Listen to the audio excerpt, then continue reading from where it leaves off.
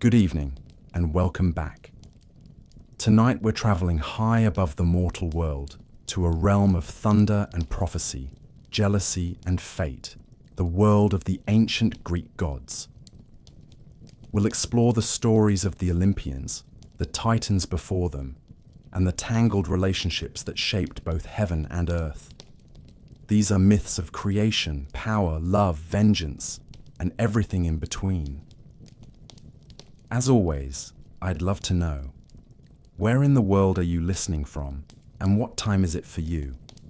Whether you're lying in bed, drifting off to the sound of soft thunder, or just taking a moment to rest your mind, this time is yours. In the beginning, there was nothing. Not a void, not a sky, not a sea, nor even a whisper of wind. There was no time, no movement, no light to mark the passing of an age, nor sound to echo the birthing of the world. There was only chaos, an empty, yawning vastness, boundless and dark, the raw potential of everything that would ever be. From this silent chaos, as inevitable as the stirring of thought within sleep, came the first presences. They were not born in the way men are born, nor even in the way gods would later be born. They came into being, suddenly and wholly, each embodying an essential force of existence. First came Gaia, the earth herself, vast and heavy, solid and fertile, the eternal ground upon which all things would stand. Alongside her rose Tartarus, the deep pit, the shadowy cavern beneath all things, black and unknowable, destined to become the prison of gods. From the same murky stillness came Eros, the force of desire and union, the soft mystery that would compel form to seek form and life to reach for life. Then came Nyx, the velvet of night, cloaking the world in her sable wings, and Erebus, the darkness of shadow and the space between. From these formless beginnings, the cosmos began to shape itself, not with order nor with reason, but with the slow inevitability of a tree reaching toward the sun, even when there is no sun to see. Gaia, first and greatest of the primordial beings, bore from within herself a child to crown the heavens. Uranus, the sky, was vast and starry, a canopy arched forever above her. He was her equal in size and force, but it was she who made him, and it was she who welcomed him. Together they formed the first union of earth and sky, and from that coupling came 12 mighty beings who would inherit the world in their image. These were the Titans, 6 male and 6 female, each more radiant and more terrible than the last. Their names murmured like thunder in forgotten valleys. Oceanus, who encircled the world in endless waters. Coeus, master of the axis and the stars. Creus, obscure and remote. Hyperion, whose light would pass to the sun. Iapetus, progenitor of suffering and toil. And Cronus, youngest and most cunning, with his hard eyes and sharper ambition. Their sisters were Theia, whose gaze bore light. Rhea, who would be queen. Themis, whose presence brought law to chaos. Mnemosyne, memory made flesh. Phoebe, bright as prophecy. And Tethys, the grandmother of rivers. But Gaia and Uranus did not only produce titans, they also bore stranger things, more ancient, more primal. From the deep places in Gaia's flesh came the Cyclopes, one-eyed giants with arms like tree trunks and faces set with blazing eyes. And with them came the Hecatonchires, the 100-handed ones, monstrous and vast, each bearing 50 heads and 100 arms that lashed like storms across the mountains. Uranus looked upon these children and felt not love, but loathing. He called them unnatural, feared the strength that throbbed in their too many limbs, and judged them too terrible to walk the earth. So he forced them back into Gaia's womb, shoving them into the darkness of Tartarus, burying them deep in her body where he believed they could be forgotten. Gaia groaned beneath the weight of them. Her belly ached, her veins split with strain, and though she loved Uranus once, the pain he caused her turned her heart cold. Her children screamed in her depths, bound and blind, and her anger kindled like coals beneath wet ash. Gaia, the earth herself, plotted revenge. She called out in silence to her Titan sons, begging one to rise up and strike the sky. But fear silenced them, for Uranus stretched over all things, and even the mighty Titans trembled beneath his gaze. Only one answered. Cronus, youngest and sharpest, who never blinked at pain or prophecy, stepped forward. Gaia, pleased and grim, forged for him a sickle of hardest adamant. Cold and curved, it gleamed like moonlight and thirsted for divine blood. Cronus took the weapon and hid in ambush. One evening, as Uranus descended to lie with Gaia, drawn downward by the pull of his desire and unaware of betrayal, Cronus leapt from hiding and swung the sickle. With a single terrible stroke, he severed his father's manhood, and the sky screamed. The blood of Uranus spattered the earth and foamed upon the sea. From the earth where it fell, Gaia gave birth again. The Furies rose, black-cloaked spirits of vengeance with eyes dripping blood and hair knotted with serpents. The giants were born, huge and violent, their feet rooted in the mountains and their rage as old as night. And from the white foam that frothed around the severed flesh in the sea, a goddess arose fully grown, Aphrodite, laughter-loving and deadly, born not from a womb, but from blood and salt and sky. Uranus fled the world, retreating to the heavens, cursing Cronus with his last breath. He cried out that Cronus, too, would be overthrown by his own child, that the wheel of fate would turn as it always must, grinding even the strongest to dust. But Cronus only laughed, crowned in blood, holding the sickle that had made him king. He cast the severed flesh into the sea and turned to his brothers and sisters. The age of Uranus had ended. The age of the Titans had begun. The world was young, and already it had known betrayal, pain, ambition, and prophecy. These would not be the last. Not in a world where gods could bleed, and mothers could plot, and children could become kings. With Uranus dethroned, and his screams still echoing in the farthest corners of the cosmos, Cronus stood tall among his brethren, the sickle of adamant heavy in his hand, and the air around him dense with silence. There was no formal coronation, no trumpet from the heavens, no divine sanction to crown his rule. He simply was king, as all tyrants are once the stronger hand falls. His brothers and sisters looked upon him not with love, but with the sharp and glittering fear that gathers like frost upon leaves just before the breaking of winter. Gaia, proud of the son who had obeyed her vengeance, looked on with weary satisfaction. Yet the earth knew, even if Cronus did not, that the pattern had already been sown.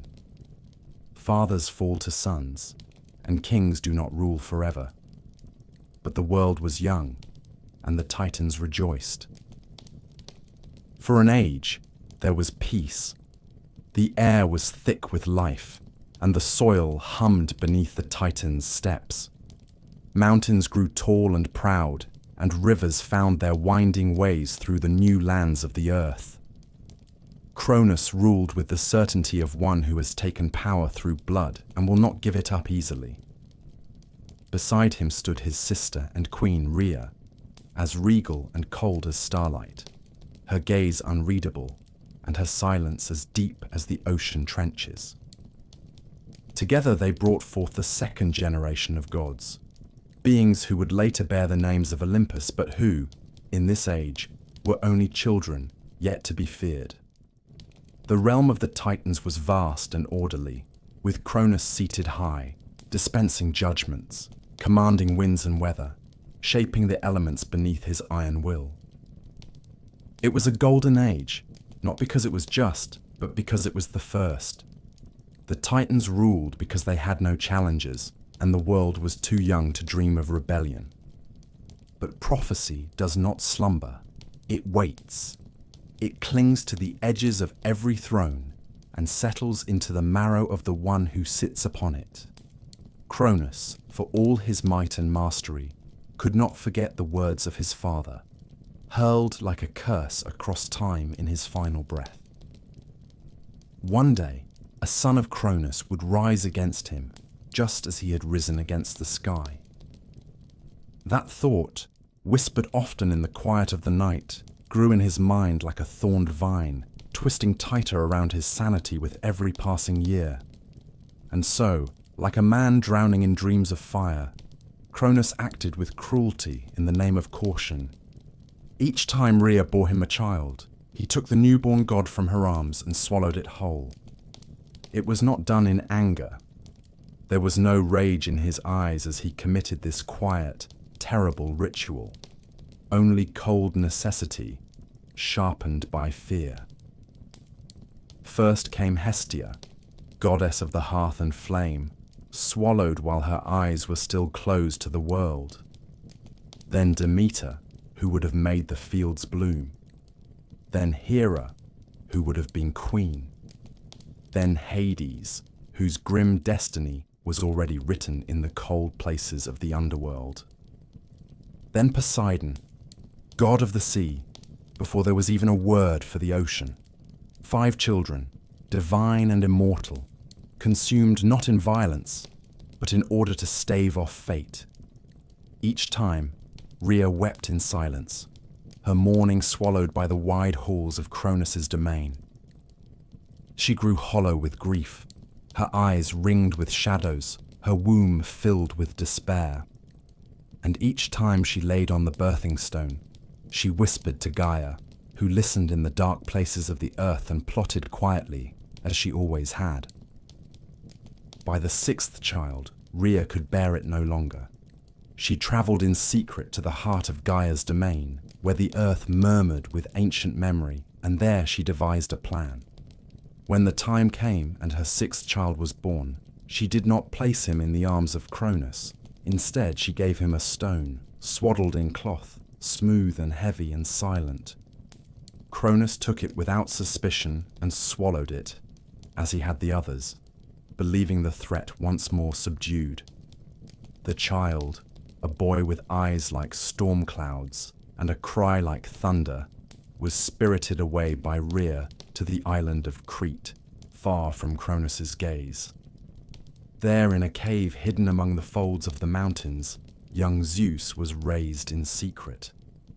His cradle was carved from rock and hung by golden chains from the branches of a sacred tree, so that he might neither touch earth nor sky, hiding him from the reach of his father's sight. Around him danced the Curetes, armored youths, who clashed their swords and shields to drown out the infant's cries, their war dance a lullaby of violence to mask the sound of destiny being nurtured in silence. The goat Amalthea nursed him, her milk rich and divine, and from her horn the cornucopia would one day spill unending bounty.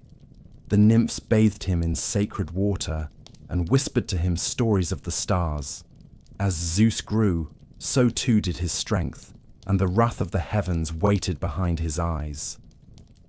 He learned of his birth, of his devoured siblings, of the stone that Cronus had swallowed in his place, and he vowed in the cold of night and in the echoing chambers of the cave that he would not let the same fate fall upon him. The world outside turned, unaware that in a hidden grotto, vengeance was ripening like fruit on the vine. The age of Titans endured, but in the roots of the mountain, a child of thunder listened to the earth and prepared. The same prophecy that had felled Uranus now beat like a second heart beneath the soil. For in the world of gods, no feast lasts forever, no crown sits easy, and no power is ever truly safe from the child born in shadow, with a name whispered only by mothers and nymphs. For a time, the rule of Cronus was hailed across the breadth of the earth as a golden age, not for its justice nor its mercy, but for its simplicity. There was order, there was stability. The Titans held sway over the known world, their strength unmatched, and their names etched like iron into the bones of the mountains and the furthest stretch of ocean. Mortals, newly awakened from the soil and breath of Gaia, lived in quiet harmony, untouched by the horrors of war or the endless tumults of ambition that would later scar the ages. They did not grow old. They did not suffer the pain of famine or disease. They lived in communion with the earth, and the earth, still young and strong, fed them without complaint.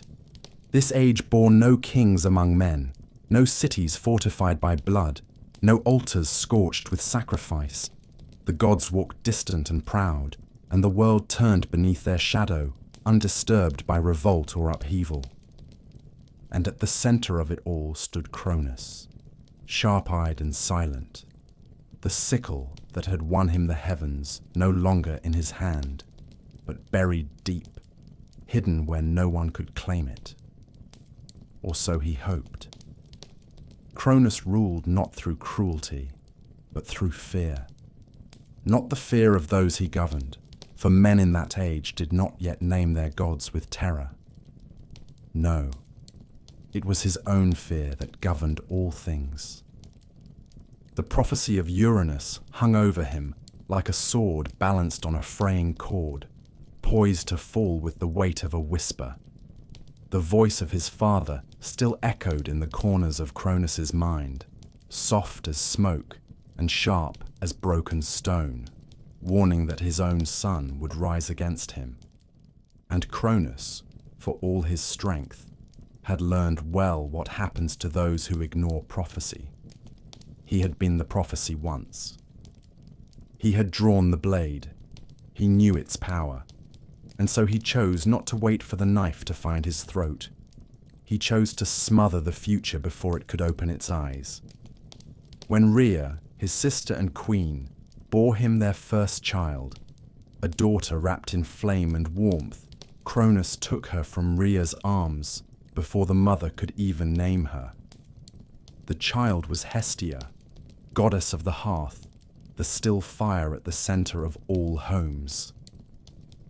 Cronus looked into the infant's eyes, eyes that carried no threat, no rebellion, only innocence and a flickering flame, and he opened his jaws and swallowed her whole.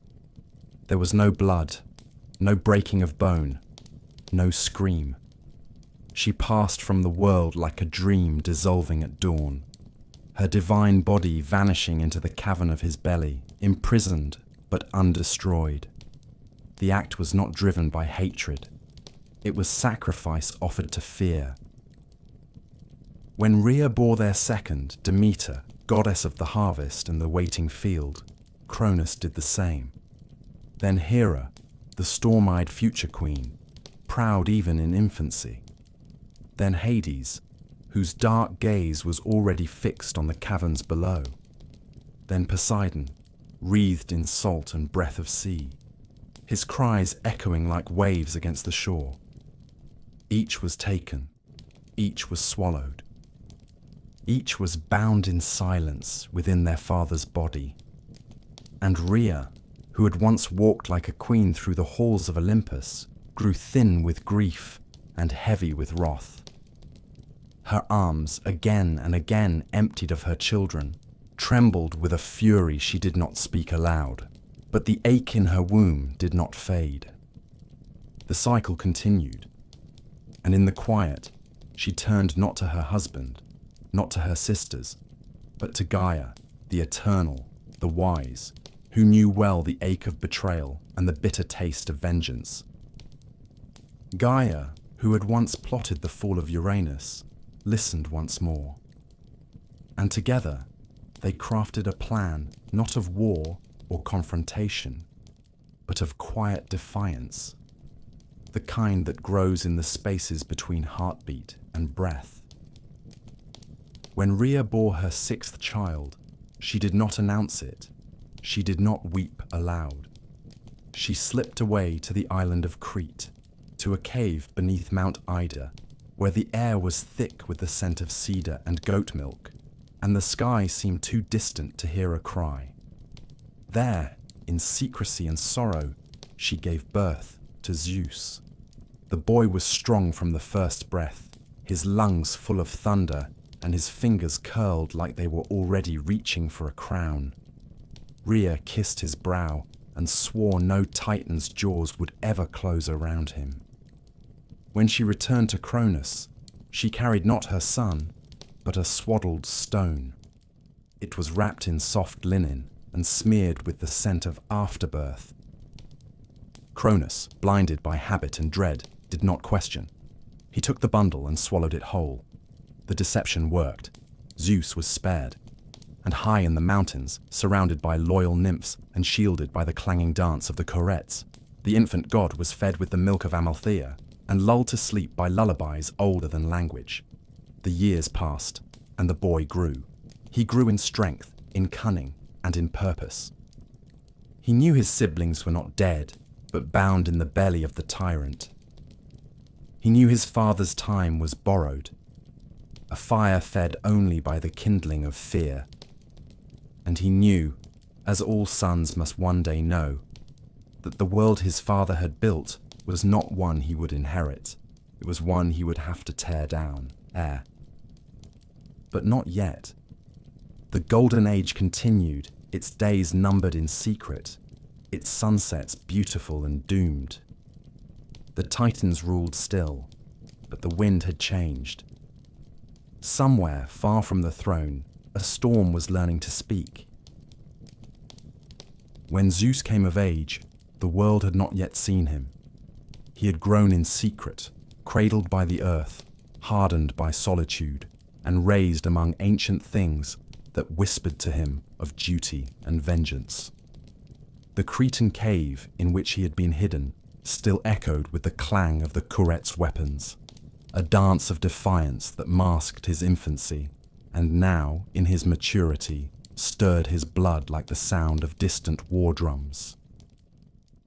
He had learned from Gaia that he was not alone in the world, not truly, for within the gut of Cronus still lived his siblings, swallowed yet undigested, immortal and imprisoned, flickering like smothered stars. Hestia, the gentle flame, Demeter, the patient harvest, Hera, fierce with pride, Hades brooding in the dark, Poseidon, restless like the tide. They lived, and Zeus felt them in his dreams, their essence calling to him like voices from beneath the sea. He had not known them, not truly, but he bore their memory in his marrow, and he knew that his father's reign was a sickness upon the world, a brittle shell of power built atop fear and sealed with silence.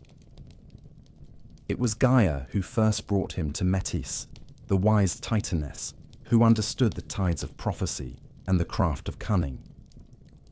Together, Zeus and Metis plotted the undoing of Cronus, not with swords nor storms, but with a drink laced with ancient magic, a draught brewed from the roots of the earth and the bile of serpents, bitter and thick with the power of reversal.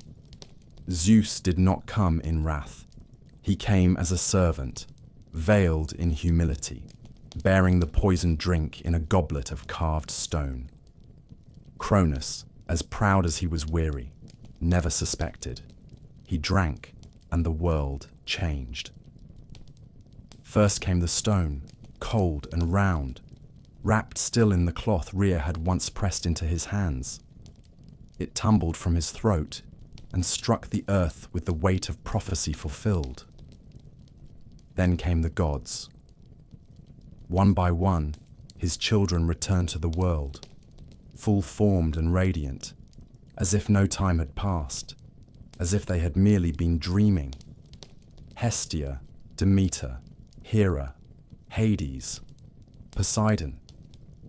They emerged not as infants, but as immortals forged in the crucible of suffering, their eyes lit with the fire of purpose. They stood beside Zeus, not as subjects, but as equals. The 6 children of Cronus, now reunited, did not need to speak their oath aloud. It hung between them, unspoken but ironclad. They would not be devoured again. They would rise. They would make war. And so began the Titanomachy, the war that tore the heavens and split the earth, a conflict that raged for 10 years and shook the very bones of the world. On one side stood the old gods, the Titans, led by Cronus and bolstered by the might of his brothers and sisters, towering beings of vast power, each etched with the memory of the first age. On the other side stood the younger gods, the Olympians, raw and burning with purpose, wielding the fury of youth and the justice of rebellion. The war was not a single battle, not a clash of arms that ended with a victor crowned. It was a storm that lasted a decade, a siege against time itself. Mountains were thrown like javelins. Rivers ran red not with blood, but with the force of the divine. Day and night lost meaning as the heavens burned and the earth cracked beneath the weight of struggle. At first, the Titans held the upper hand. Cronus fought with a desperation born of inevitability, striking with all the terror of one who knows his throne cannot last, but refuses to fall without fire. The younger gods, though mighty, could not overcome the entrenched power of the Titans alone. But Gaia, ever watchful, whispered again to Zeus, reminding him of the allies his father had once buried. Deep in Tartarus, in chains of agony, still lay the 100-handed ones, Briareus, Cottus, and Gyges, and the Cyclopes, children of Gaia and Uranus, born before time and stronger than mountains. Zeus descended into the pit, the realm of shadow and sorrow, where even the light of the gods could barely cling to the walls. There he found them, bound in suffering, their 100 hands limp, their 100 mouths silenced. He broke their chains. He spoke to them, not as a master, but as a brother. In return, they gave him gifts. The Cyclopes, once scorned, forged weapons to match the fury of the sky. For Zeus, they made the thunderbolt, a spear of lightning that split the heavens with a single cry. For Poseidon, they crafted the trident, a weapon that could stir the oceans and shatter the land. For Hades, they gave the helm of darkness, a crown of invisibility that cloaked its wearer from sight and spirit alike. Armed and emboldened, the Olympians rose anew, not as rebels, but as gods of destiny. The final days of the war were apocalyptic. Briareus and his brothers hurled boulders like hail. Zeus rained thunder upon the peaks of Thessaly. Poseidon shook the sea until islands cracked in two. Hades, unseen, slipped through the ranks of Titans, sowing confusion and fear. At last, Cronus fell, not in a blaze of glory, but in exhaustion, overcome not only by the might of his children, but by the prophecy he had tried to defy. The Titans were defeated, bound in chains of unbreakable bronze and hurled into Tartarus, deeper than dreams, beneath even the roots of the earth. There, guarded by the 100-handed ones, they would remain, howling in silence, memories of a power that could not outlast time. Zeus stood over the battlefield, not as a child of prophecy, but as a king. The sky cleared. The war was over. The age of the Titans had ended. A new age was about to begin.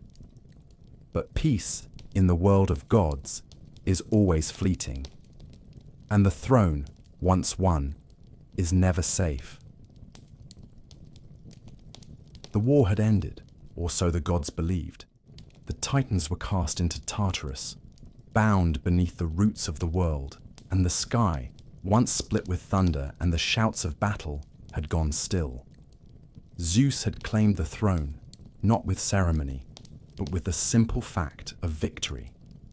The halls of Olympus, newly risen atop the mountain that pierced the heavens, began to echo with the footsteps of the new gods. Their voices were loud with triumph, and their laughter rolled like wine through the stone corridors.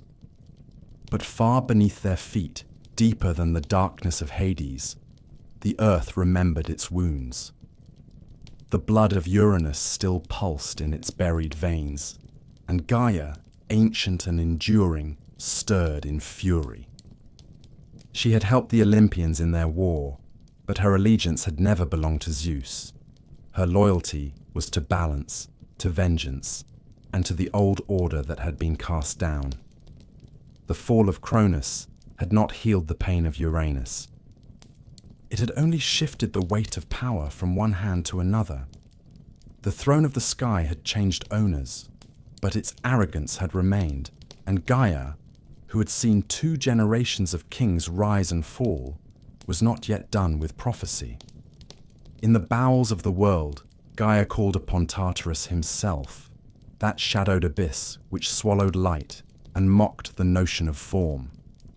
Together they created a final son, born not to rule, but to destroy. His name was Typhon, and no god had ever looked upon anything so vast or so terrible. His body was greater than mountains, his form shifting like smoke and shadow, and his head reached the stars.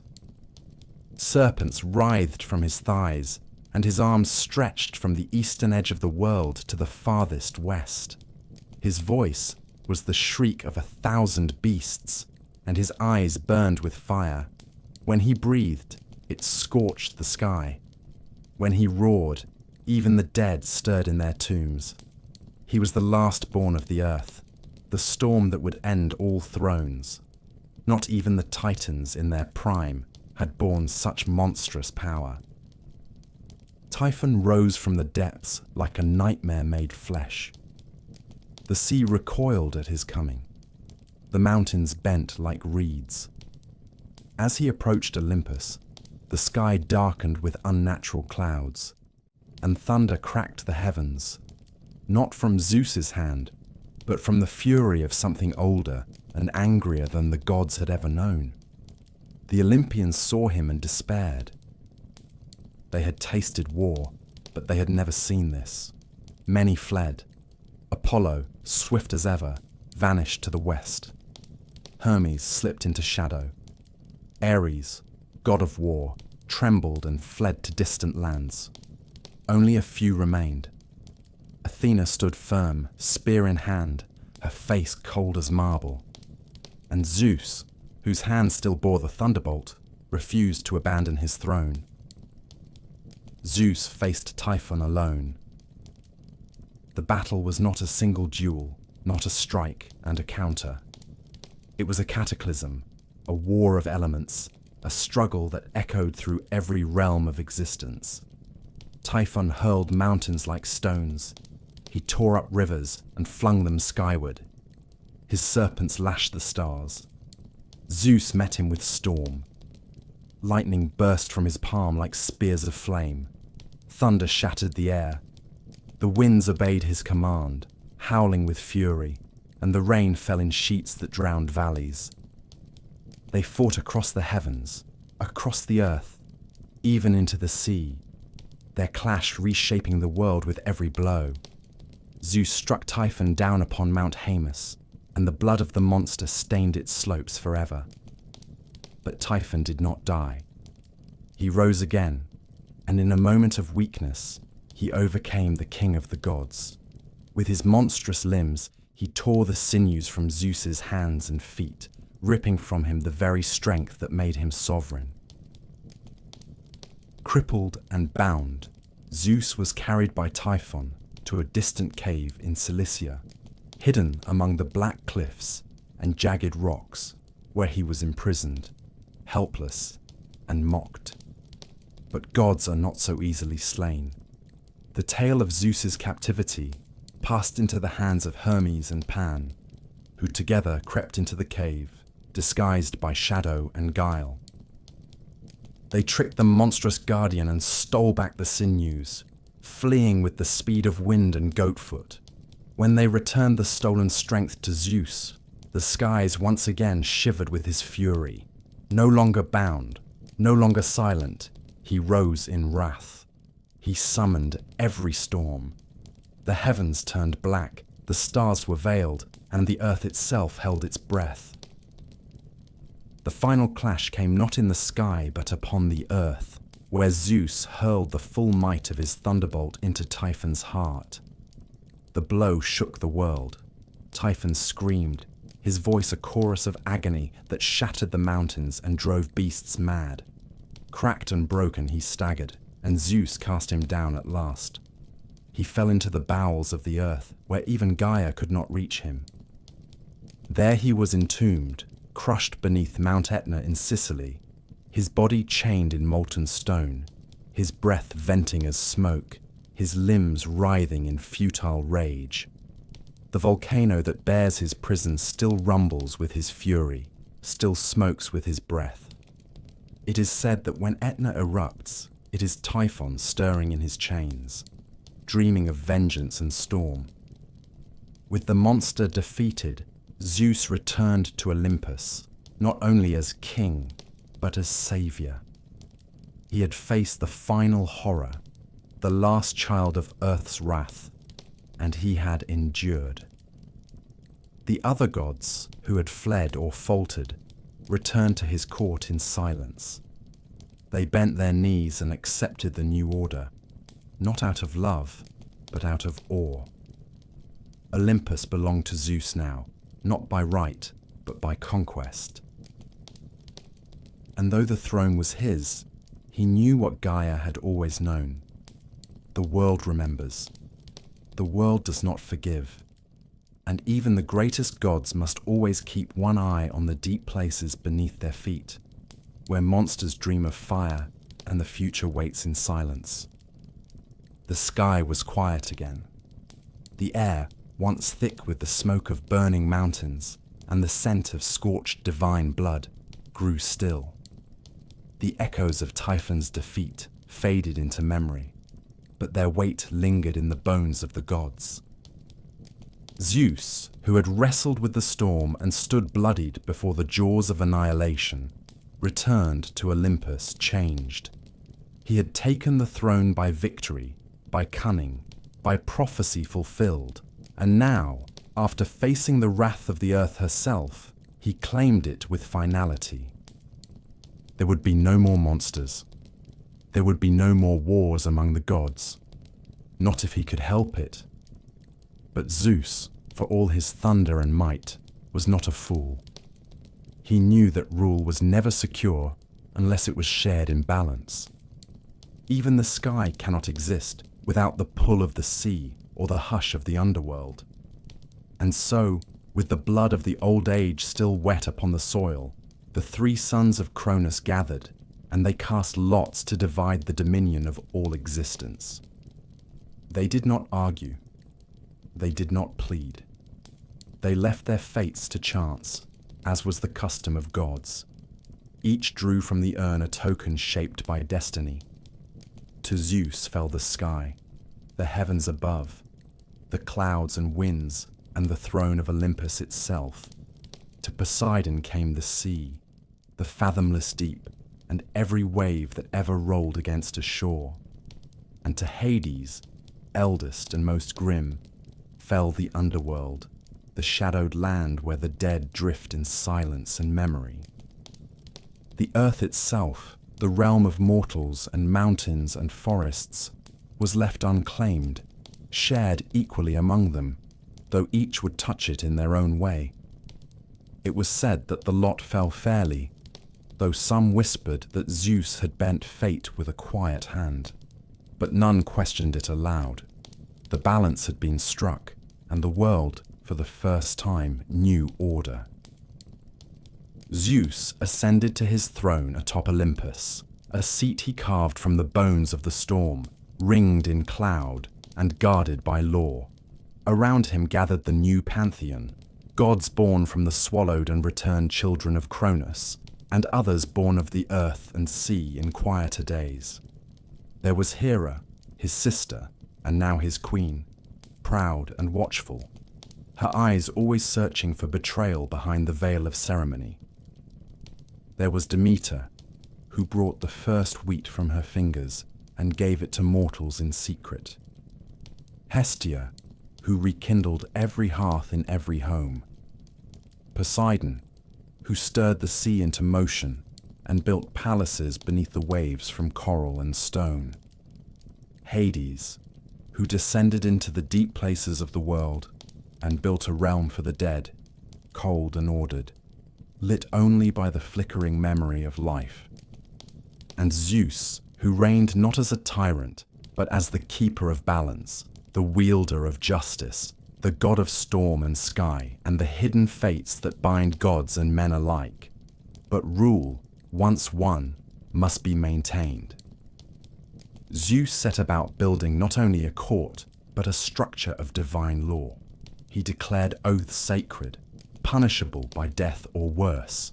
He appointed the fates to spin the threads of all mortal and immortal lives, their scissors sharp and unerring. He set the Erinyes, the Furies, to haunt those who spilled kindred blood. He demanded reverence and sacrifice, not as tribute, but as acknowledgement of order. And when his cousin Prometheus, son of Iapetus and brother to Epimetheus, dared to defy him by siding with the mortals and stealing fire from the gods to warm their trembling fingers, Zeus did not hesitate. Prometheus, whose foresight was said to rival the oracles, was chained to a mountain at the edge of the world. Each day, an eagle descended upon him and tore out his liver. Each night, it grew back, immortal suffering for immortal crime. Justice, as Zeus defined it. But justice in the hands of a god is never without spectacle. To punish mankind for the theft of fire, Zeus commissioned the gods to shape a new creature, one more dangerous than any monster of the past. From clay, Hephaestus molded her. From beauty, Aphrodite blessed her. From charm and deceit, Hermes and Apollo lent their gifts. Her name was Pandora, and she was sent to Epimetheus, Prometheus's foolhardy brother, who accepted her despite all warnings. With her came a jar, sealed tight. She opened it, as she was meant to do, and from it spilled every sorrow the world had never known. Disease, famine, grief, betrayal, war. Only hope remained inside, clinging to the lid as the last whisper in the dark. Thus the age of mortals truly began, not in innocence, but in knowledge, in struggle, and in fear. Still, Zeus ruled. He looked down from Olympus and watched the slow march of mankind, their prayers rising like smoke, their temples built in stone and salt and supplication. He listened to the songs they sang in his name and in the names of his kin. He punished the arrogant, rewarded the pious, and moved the world as a man might shift the coals in a brazier, never letting the fire die. The earth was no longer wild. It had been shaped, defined, and divided. But beneath its surface, Gaia still slept, and the Titans still stirred in their prisons, and the old truths still whispered through the roots of trees and the lips of dying seers. The war had ended. The throne was secured. But Olympus was not invulnerable. No kingdom is. And the age of Zeus, though just begun, would not be without its trials. High upon Mount Olympus, where no mortal foot could tread, and no storm could reach unless summoned by divine will. The great halls of the gods rose from cloud and stone. Marble columns glistened in the light of dawn, and silver fires burned eternally along corridors that stretched wider than valleys. It was here that Zeus, king of the gods, reigned over heaven and earth. His seat was carved from the sky itself, cloaked in thunderclouds and veined with lightning. He held the Aegis, a terrible shield fringed with serpents and crowned with the head of the Gorgon. His voice summoned storms. His will was law. And beside him, cloaked not in thunder but in ice, stood Hera, his sister and queen, the goddess of marriage, sovereignty, and divine vengeance. Where Zeus's rule was loud and crackling, like the sky in battle, Hera's dominion was silent and enduring, like a crown passed from one ruler to another through blood and time. Their union was not born of love, though there was passion, and not born of peace, though it had endured longer than any mortal kingdom. It was forged in power, in the joining of two great lineages, and bound by the old laws that ruled the divine long before men named them. Hera had been courted by Zeus with all the cunning he could conjure, for she did not fall easily, nor did she offer her hand lightly. Zeus came to her cloaked in mist, in the form of a trembling bird, cold and small, seeking shelter in her lap.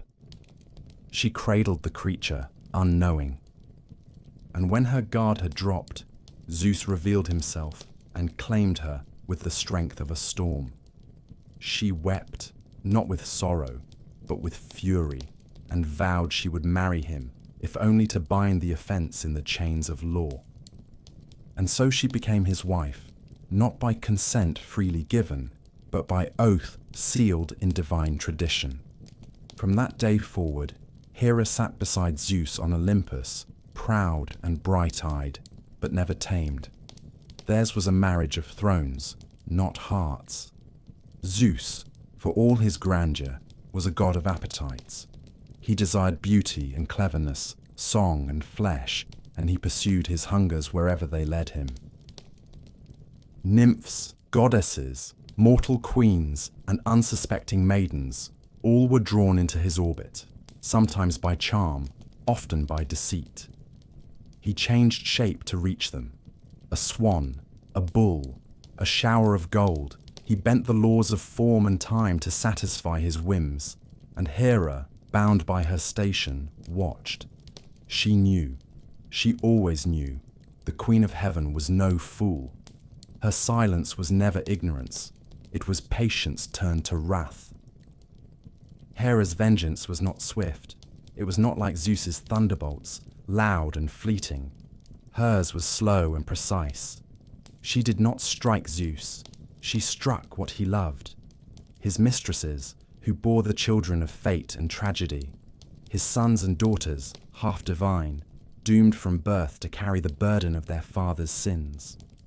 Io turned into a heifer and chased across the world by a biting gadfly.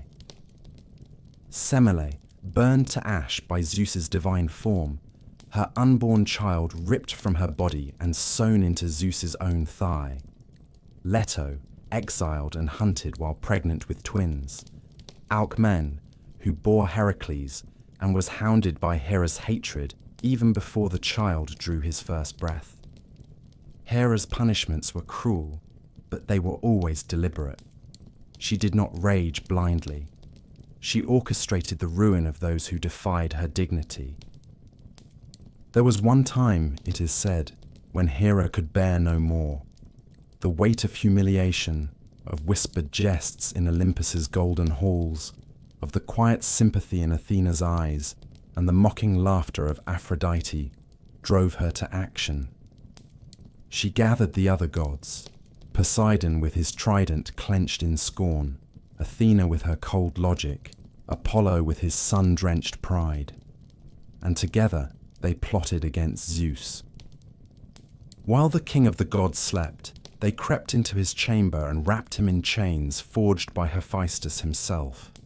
They bound him in silence, thinking to force a new order upon Olympus. But their rebellion failed, as rebellions often do when power is underestimated. Thetis, the silver-footed sea nymph, summoned Briareus, the 100-handed one, who came roaring up from the depths and broke the chains with ease. Zeus awoke, and in his fury seized Hera. He hung her from the sky by golden fetters, her arms stretched wide, anvils tied to her ankles. She wept, but not for mercy. She wept because he had made her spectacle, because in his wrath he had tried to humiliate her before the world. She did not forget. In time, he released her. There was no apology. There was no reconciliation, only an unspoken truce between sovereigns who knew that their rule depended on standing side by side, whether in unity or in silence. Hera returned to her throne and resumed her place as queen, more watchful than ever. She would never forgive the slights. She would never forget the pain, but she would wear her crown, and she would rule with grace and terror. For Olympus was not merely Zeus's realm, it was hers as well, shaped by her silence, her vengeance, and her unwavering resolve. Together, Zeus and Hera governed the heavens. Their children were few, but powerful. Ares, god of war, violent and impetuous. Hebe, goddess of youth and cupbearer to the gods. Eileithyia, goddess of childbirth. Hephaestus, who was cast from Olympus for his ugliness, or for daring to defend his mother, depending on which tale one believes. Their house was a battlefield and a court, a place of feast and judgment, of grudges and alliances. The royal family of Olympus was no different than the dynasties of mortal kings, proud, fractured, bound by blood and burden. And at its heart sat Zeus and Hera, eternal and embattled, locked in a marriage that had outlasted empires and would outlast them still. Not a love story, but a reign. Not a union, but a throne shared between two gods too proud to yield. Among the many paradoxes that formed the storm-crowned reign of Zeus, none were more wondrous nor more terrifying than the strange arrival of his children. They were not born as mortal children are born, with pain and blood and the soft wailing of new life.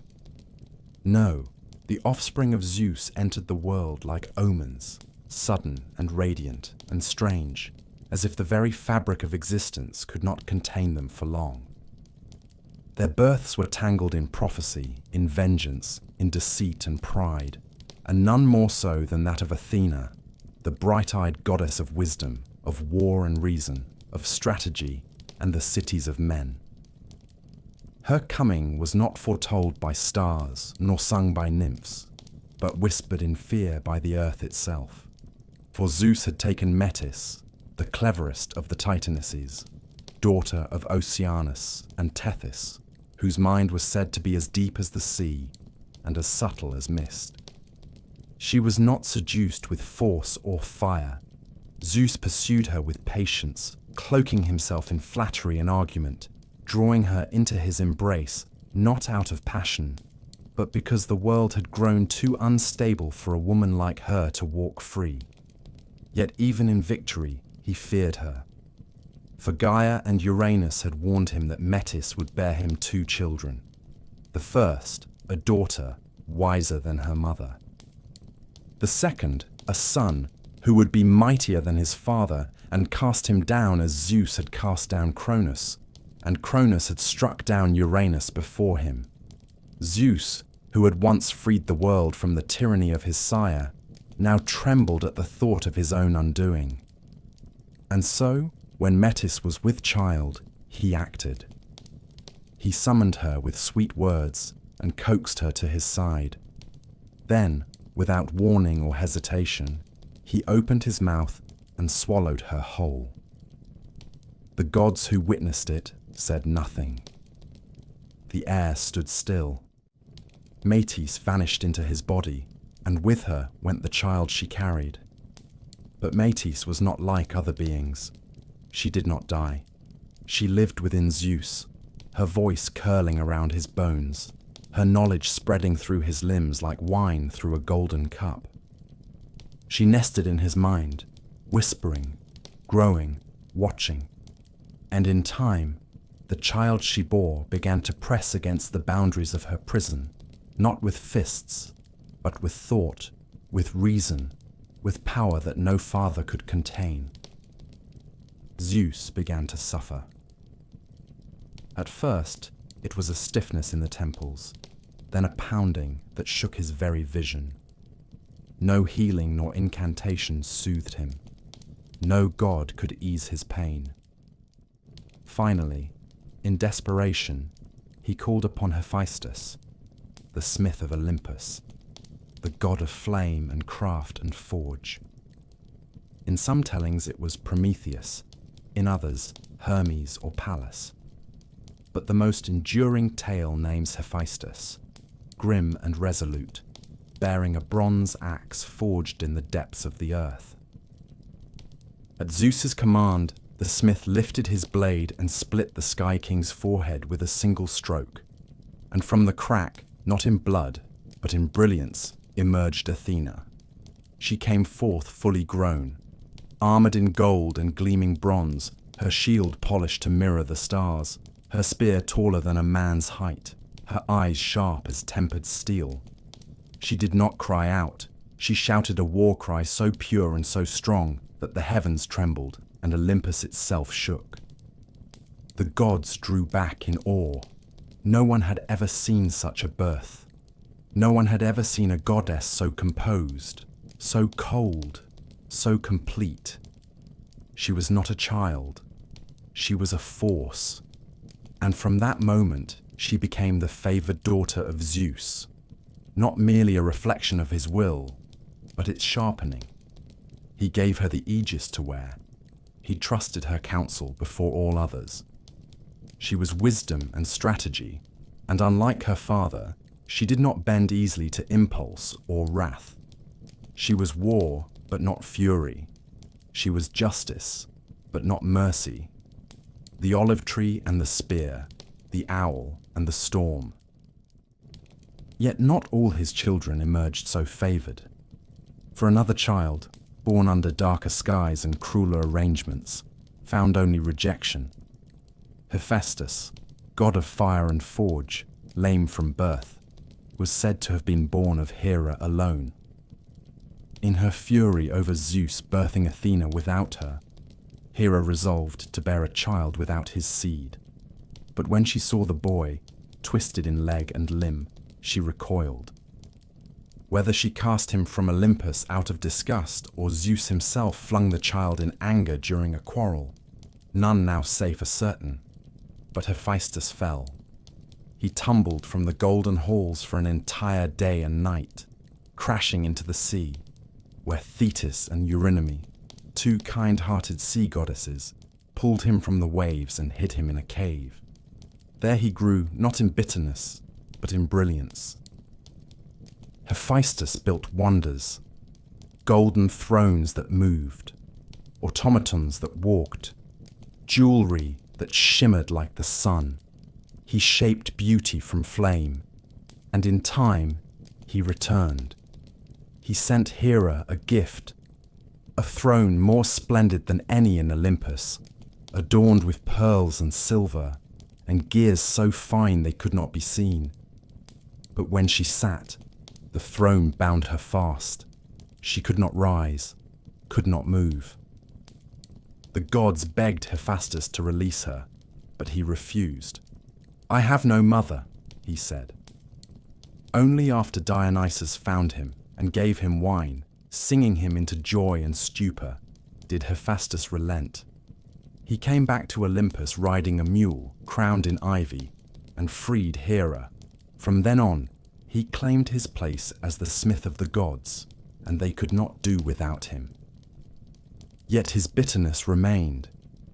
His heart, forged in fire, was not immune to pain. When he was wedded to Aphrodite, the most beautiful of all goddesses, it was not love, but order that arranged the match. And she betrayed him. She took Ares into her bed, and when Hephaestus learned of it, he crafted a net so fine it could not be seen, and he cast it over their entwined bodies, dragging them before the gods to shame them in the eyes of Olympus. The gods laughed, for they are cruel and capricious. But Hephaestus did not laugh. He watched, he remembered, and he returned to his forge, where he hammered his sorrow into weapons, where he poured his rage into steel. So it was that the children of Zeus did not come to him in peace. They arrived like omens, like challenges. Athena sprung from prophecy and fear. Hephaestus, cast out and risen in spite of scorn. They were not sons and daughters in the mortal sense. They were gods, fully formed and crowned with purpose. And Olympus, golden and eternal though it seemed, echoed always with the clanging of their stories. The footsteps of war, the hiss of steam, the quiet hush of wisdom, and the soft grinding of resentment beneath the marble floors.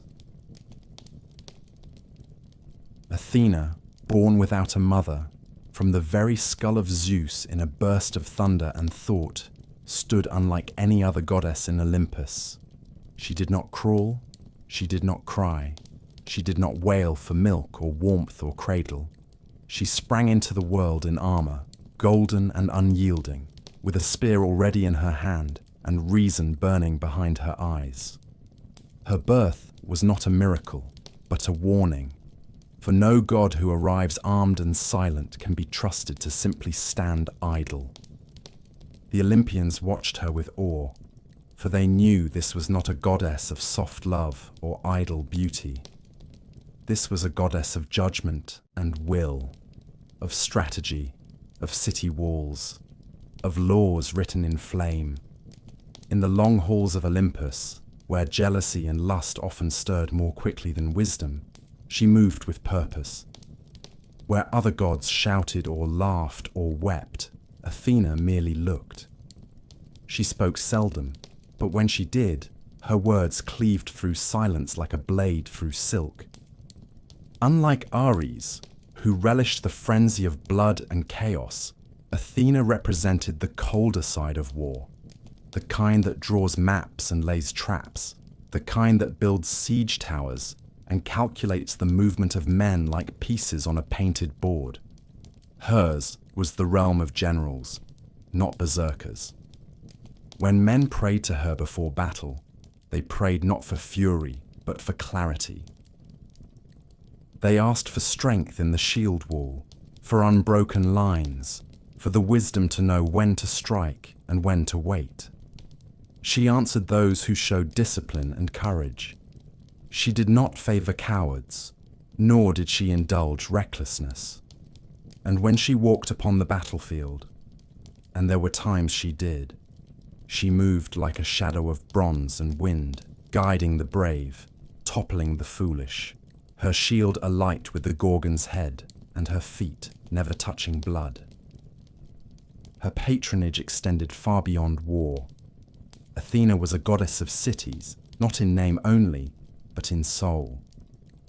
She brought order to the chaos of wandering tribes. She gave mortals the first glimmer of what it meant to live not as beasts, but as citizens. Architecture, shipbuilding, the loom, the plough, all these, the ancients believed, came from her. She taught crafts and strategy, the weaving of cloth and the weaving of law. Where she walked, men began to shape stone into temples, to raise statues not in fear, but in admiration. And among all the cities, one became her own. When Cecrops, the first king of a newly risen city on the rocky promontory of Attica, prepared to offer his city to a god, both Poseidon and Athena appeared, each laying claim to the people. Poseidon, proud and tempestuous, struck the earth with his trident, and from the rock sprang a fountain of salt water, or in some versions, a magnificent warhorse, swift, strong, untamable. But Athena planted an olive tree, its roots deep and its leaves shimmering silver in the breeze. The people saw the gifts and chose the olive, for it gave wood, food, oil, and peace. And so the city was named for her, Athens. She guarded it always, not with fire, but with wisdom and with an eye that missed nothing. In times of peril, her owl flew across its rooftops. In times of glory, her statues towered above its walls. Even as wars came and kings fell, Athens remained hers. Yet like all the gods, Athena was not without pride. She did not suffer rivals, especially not among mortals who dared to mirror her brilliance. There was a girl once, a Lydian named Arachne, whose skill in weaving was so fine that no pattern could outmatch it. No thread ever broke beneath her fingers. When her neighbors whispered that perhaps Athena herself had taught her, Arachne scoffed. She claimed the goddess had nothing to do with her art, that her skill was her own. When Athena heard this, she came down not in storm or fury, but in disguise, an old woman with tired eyes, and warned Arachne to humble herself. But Arachne refused. She challenged the goddess to a contest. Athena dropped her disguise, and they both wove. The goddess wove the glory of Olympus, the justice of the gods, the foolishness of those who dared defy them. Arachne, with her mortal hands, wove the sins of the gods. Zeus disguised as a swan, a bull, a shower of gold, taking mortal women by guile and force. When they finished, both tapestries were perfect. But it was the truth in Arachne's work that stung deepest. And Athena, humiliated by mortal craft and mortal courage, struck the loom and tore the threads. Arachne, broken with shame and terror, tried to take her own life. But Athena stopped her and transformed her instead into a spider, cursed to weave forever in silence, her skill preserved, but her form twisted. This was not mercy. This was judgment. She was not a goddess of love, nor of forgiveness. Unlike Aphrodite, she did not flirt. Unlike Hera, she did not rage in jealousy. Athena remained forever virgin, not from chastity, but from control. No man, no god, no titan had ever laid claim to her. Even Hephaestus, when he tried to force himself upon her in a moment of madness, failed. His seed spilled upon the earth, and from it came Erichthonius, a serpent-born king of Athens, whom Athena took and raised in secret. She had no children of her own, for she was mother to wisdom itself, and wisdom has no need of lineage. She stood at her father's side during the great councils. She guided Perseus to slay the Gorgon, lending him her shield. She steered Odysseus home when Poseidon tried to drown him. She stood by Heracles and gave him strength to bear his labors. She was never warm. She was never cruel. She was something deeper, the chill of reason, the silence of judgment, the resolve of law. On Olympus, Athena's halls were quiet. No laughter rang there. No lovers waited behind her doors. But when the gods argued, when Zeus faltered, when the world teetered on the edge of chaos, it was Athena who spoke, and all listened. Even Ares, the blood-drunk god of war, learned to still his hand when she stepped forth with her spear and her eyes like hammered iron. For there was no hiding from Athena, no refuge from her sight. She saw not only what was, but what must be. And when she moved, the world moved with her. Where Athena walked in silence and light, her spear sharp with thought and lore, Ares thundered across the battlefield in a frenzy of blood and flame. He was not strategy, he was not wisdom, he was war in its rawest and most brutal form. The shriek of a dying horse, the crack of bone beneath iron, the sound of fire crackling through a broken palisade. Ares, son of Zeus and Hera, was born of 2 thrones, and yet belonged to none. From the moment he came into the world, clad not in armor, but in violence, the gods looked upon him with unease. Even his father, king of the skies, harbored little love for the child. For Ares did not obey, did not bargain, did not calculate.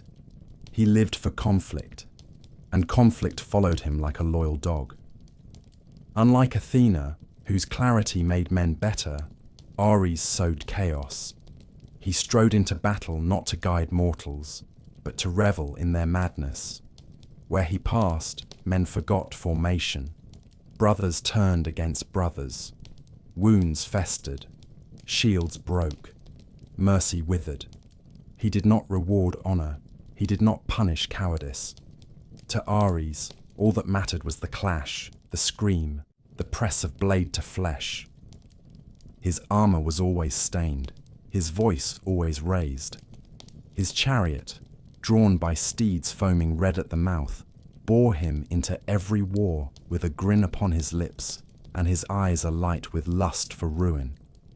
He did not march alone. Beside him ran his children. Phobos, the god of fear, who whispered panic into the hearts of armies, and Deimos, the god of terror, who made even brave men forget their names. With them came Enyo, goddess of battle herself, clad in crimson and flame, her hands always wet with gore. Wherever Ares rode, they followed, a family of shadows cast long over the earth, turning every campaign into carnage. The Greeks feared him more than they honored him. They built him few temples, offered him few songs. For to worship Ares was not to seek protection. It was to beg that he pass by. And yet, for all his brutality, Ares was not a simple god. He could love, though his love was poisonous. He could be wounded, though his wounds were rare. He could rage, not from pride, but from humiliation. And it was in matters of the heart that he was most often brought low. For despite his strength and splendor, Ares was not the most beautiful of the gods. That title belonged to Aphrodite, goddess of love and pleasure, born from the sea foam and the severed parts of Uranus. She was golden, radiant, and cold as polished marble. And Ares loved her, not with the desperate yearning of mortals, but with a hunger that could not be satisfied. She was the wife of Hephaestus, the smith, the crippled one, cast from Olympus by his own mother and dragged back only for his unmatched talent. It was a marriage of function, not desire. Aphrodite turned to Ares, and together they lay in secret, tangled in sheets of fire and silk, their bodies entwined in pleasure and peril. But the gods see all things, and Hephaestus, patient and cunning, crafted a net so fine that no eye could catch it and no hand could break it. He cast it upon them while they lay in their embrace, and he summoned the gods to witness their shame. Bound and exposed, Ares and Aphrodite became a tale told in laughter and warning. The gods jeered. Poseidon alone offered to pay the fine that would free them. Hephaestus accepted. Ares fled Olympus in disgrace. But the sting of humiliation did not still his blood. He returned to war. He hurled himself into battles with greater fury, as if each slain warrior might erase the memory of his shame. And yet the world remembered. The poets sang of Ares not as a hero, but as a force. During the Trojan War, he took the side of the Trojans, drawn by blood and beauty. His own son, Ascalaphus, fought and died among the Greeks. Ares wept, it is said. But grief did not temper him. He stormed the battlefield, only to be struck down by Diomedes, a mortal favored by Athena. With the aid of the goddess, Diomedes wounded Ares with a spear, and the god cried out in agony so great that the battlefield trembled.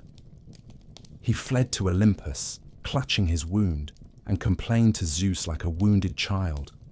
But Zeus, weary of Ares and his endless thirst for strife, offered no comfort. He called him the most hateful of all his children. Still, Ares endured, for war never ends. Cities fall, kings rise, the banners change, but Ares remains. In every scream of rage, in every knife turned in the dark, in every war camp where fire smokes and soldiers sharpen blades with shaking hands, Ares is there, not noble, not wise, but necessary.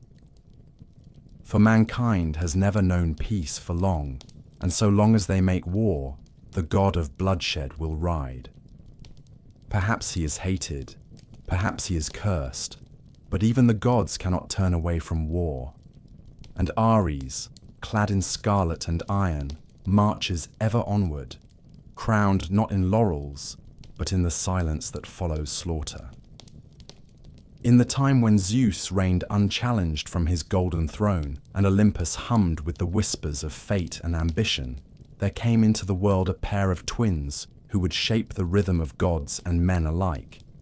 They were born not in the high halls of cloud and marble, but far away, on the hidden island of Delos, where the sea winds whispered through groves of laurel, and the ground trembled with the breath of prophecy. Their mother was Leto, daughter of the Titans Coeus and Phoebe, and once a companion of Zeus in the earliest days of his power. But her womb, heavy with the gods' children, became the subject of divine scorn and pursuit. Hera, ever jealous and watchful, sent her wrath across the earth. She forbade any land under the light of the sun to shelter Leto. Every city, every island, every peak and valley turned her away. She wandered for days beneath the gaze of a vengeful sky, swollen with life and hunted like prey. Even the rivers ran dry where she knelt, and the beasts of the land turned from her path. And so she came to Delos, a floating island, unclaimed by earth or sea, a place that swayed upon the tides and bore no anchor to the world of mortals. There, the island opened to her. There, beneath the twilight sky, Leto gave birth. First came Artemis, silent and silver-eyed, a goddess of the hunt, of wild places and moonlight. Then came Apollo, and with his arrival came the cry of prophecy, loud and piercing. The sun shone brighter that day, the waves calmed, and the island, long unmoored, set its roots into the sea. Even the fates paused to listen as the child cried out, for they knew that this god, though newborn, would not be content to dwell in shadow or silence. He would seek dominion. He would speak with the voice of truth and flame. Apollo grew swiftly, as gods often do, not in years, but in presence. He took no time to find his place in the cosmos. From the moment he first held the bow in his hand, he was peerless. He could strike a sparrow in flight from the sky, or split a pine tree from a mile away. But his bow was not only a weapon of death, it was a tool of justice. And when he learned of Python, the monstrous serpent who guarded the ancient sanctuary of Gaia at Delphi, he knew what he must do. Python, born of the earth, was not merely a beast. He was old magic, chthonic and coiled with ancient knowledge, but he had also been Hera's wrath, sent to torment Leto as she fled. Apollo, though young, bore no patience for insult. With arrows of gold and intent as bright as the rising dawn, he descended upon Delphi and slew the serpent. The blood stained the stones for 7 days. The earth mourned, but Apollo built his temple upon that very place, claiming it not in conquest, but in transformation.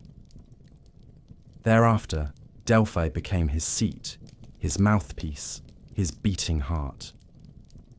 The oracle rose from the steaming fissures of the mountain, a woman touched by the god's breath, writhing with visions that burned her voice into riddles.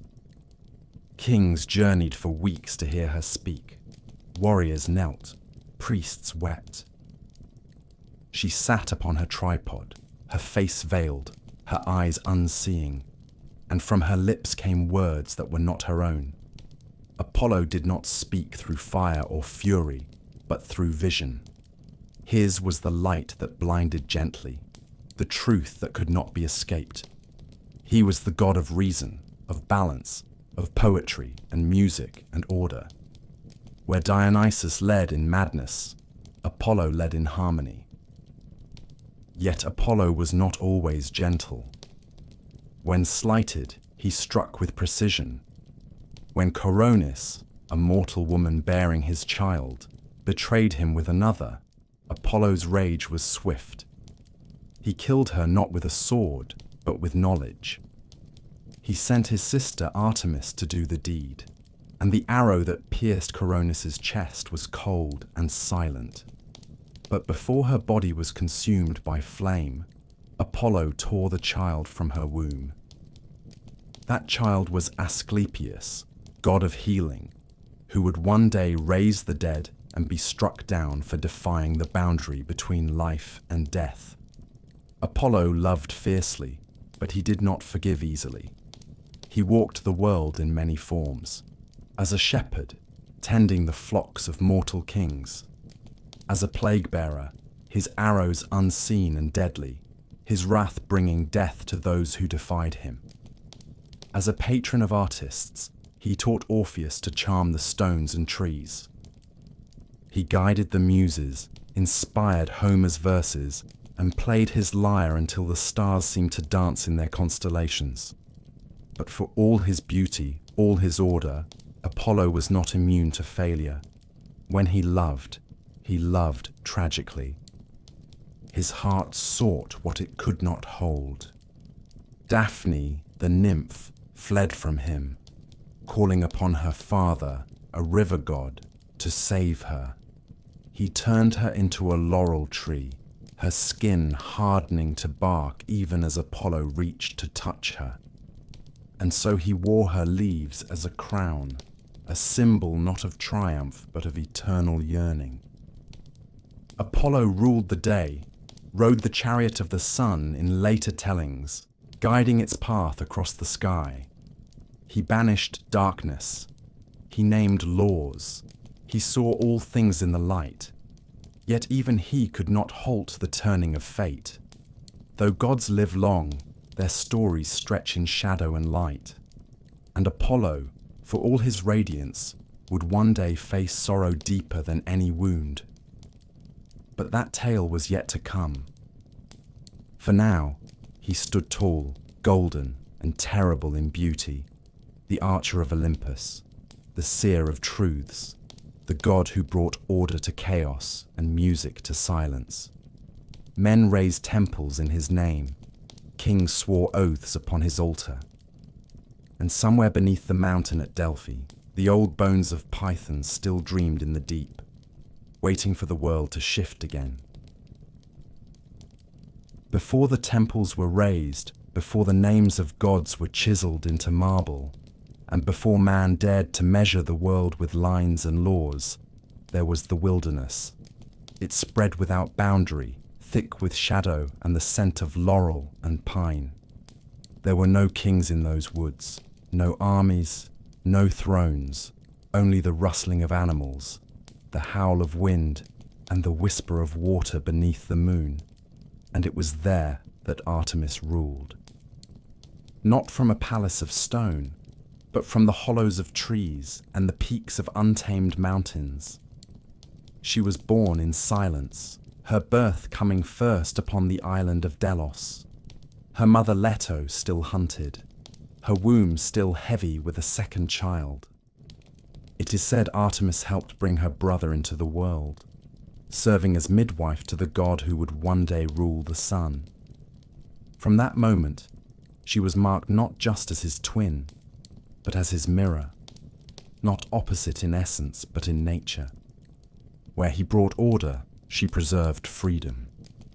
Where he spoke in riddles and reason, she moved in instinct and silence. And while Apollo shone in the day, Artemis became the moon's quiet flame, cold, distant, and eternal. Artemis asked for her place in the cosmos early. While still a child, she approached her father Zeus with clarity unmatched by many gods, thrice her age. She did not beg. She did not smile. She asked for a bow and arrows like her brothers, a retinue of nymphs to hunt beside her, and the eternal vow of virginity, that she might never be yoked to man, never bear child, never know the bindings of hearth or marriage. She asked for the mountains and wild places to be hers, ungoverned and unspoiled. Zeus, perhaps surprised, perhaps admiring, granted all she asked without condition. From that moment, Artemis became sovereign of the untamed. She was the huntress, the protector of animals, the patron of young girls before they knew men, and the avenger of any who dared to trespass upon her sacred groves. She moved through forests clad in silver, her bow always strung, her eyes sharper than the wolves that followed her steps. She did not walk, she glided. She did not speak much. Her voice was wind through leaves, or the sharp whistle of an arrow. Mortals feared her as much as they honored her. For Artemis was not gentle. She had no patience for those who forgot their place. Niobe, queen of Thebes, once mocked Leto for bearing only 2 children, while Niobe boasted of her own brood of 14. In her arrogance, she laughed at the goddess. Artemis did not reply with words. She came down from the mountains with her brother, and together they struck the children down, Apollo taking the sons, Artemis the daughters. The earth drank deeply of royal blood that day. Niobe fled to Mount Sipylus and wept until the gods, weary of her cries, turned her into stone. But even in stone, the tears did not cease. Such was the vengeance of the twins. Artemis guarded her purity with steel. There was a man once named Actaeon, a hunter like herself, brave and boastful, who wandered into her sacred glade one dusk. He came not to harm, not to mock, but merely to drink and rest. Yet he saw what no man was meant to see, the goddess unclothed, her skin pale and unmarred, her form untouched by time or desire. She saw him. He froze, and with a glance, she transformed him into a stag. Confused, terrified, Actaeon fled into the woods, his limbs no longer his own. But his fate was already written. His own hounds, not recognizing their master, chased him down and tore him to pieces. The forest was quiet again, and the lesson was left unspoken. Yet Artemis was not cruelty itself. She was fairness, if not mercy. She healed as often as she harmed. She watched over childbirth, paradoxical though it seemed for a virgin goddess. Perhaps it was because she witnessed her own mother's pain. Perhaps it was because birth, like the moon, is a cycle of pain and light. Whatever the reason, women cried out to her in their labor, offering her honey and garlands of herbs, hoping she would soften her gaze just long enough to let the child live. Sometimes she did. Sometimes she did not. The tales of Artemis are many, and not all end in death. She protected Iphigenia, the daughter of Agamemnon, who was to be sacrificed so that Greek ships might sail to Troy. At the last moment, Artemis stole the girl away, leaving a deer in her place, and carried Iphigenia across the sea to serve as her priestess. But she also demanded that sacrifice in the first place, for Agamemnon had once slain one of her sacred stags and boasted of it. No slight was forgotten, no oath was free. The world was hers to guard, and to guard it, she became hard as the stones beneath her feet. She did not marry, she did not yield. Orion, the great hunter, walked beside her once, perhaps as companion, perhaps as beloved. Some say he tried to take her, others say he only sought her company. But in every telling, he died, whether slain by Artemis's own arrow, or by Apollo's cunning trick, or by the sting of a great scorpion sent to preserve her solitude, the result was the same. She placed him in the sky afterward, among the stars, but she did not weep. Artemis remains among the most feared and least understood of the Olympians. No temple contains her, no statue captures the chill in her gaze. She is the goddess of the in-between, not death, but what comes just before it, not love, but its untouched shadow. She rules the night, but not in dreams. She rules the forests, but not for their beauty. She exists for herself alone, and the world moves around her. She is the moon above the battlefield, the silence before the arrow flies, the shape in the woods that never quite reveals itself. And even now, in every rustling grove and flicker of silver across a black sky, she is still watching. Before Olympus stood in triumph, before the sons of Cronus tore down their father and divided the cosmos among themselves, the world was shaped by more ancient hands, and its gods were crueler still. The heavens and the earth had once been locked in embrace, with Uranus stretched across Gaia like a shroud of stars. But Uranus feared the children Gaia bore him, those strange and monstrous offspring that did not resemble mortals or even gods, and he buried them in the bowels of the earth, deep beneath her skin. In her pain and fury, Gaia shaped a plan. She fashioned a sickle of flint and placed it in the hands of her youngest Titan son, Cronus, who took it and lay in wait. When Uranus descended once more to press himself against the earth, Cronus rose and struck. The blade flashed through flesh and sky. Blood rained down upon the soil, but the severed genitals, thrown behind him, fell into the sea. There, amid the churning waves and blood-dark foam, something began to stir. The sea hissed and swirled. From its depths rose a woman fully formed, a creature of such unearthly beauty that even the gods paused to watch. Her hair streamed like golden river reeds. Her skin shimmered like pearl. Where her feet touched the surf, flowers bloomed from salt. She came ashore on the island of Cythera, or perhaps Cyprus, for the tales differ, but in every telling, she was radiant and impossible. They named her Aphrodite, she who was born of the foam, and she walked not with thunder or fire, but with the unbearable ache of desire. From her, the world learned to long. She was older than the Olympians, though she would take her place among them. Zeus gave her to Hephaestus, thinking to tame her with loyalty and craft.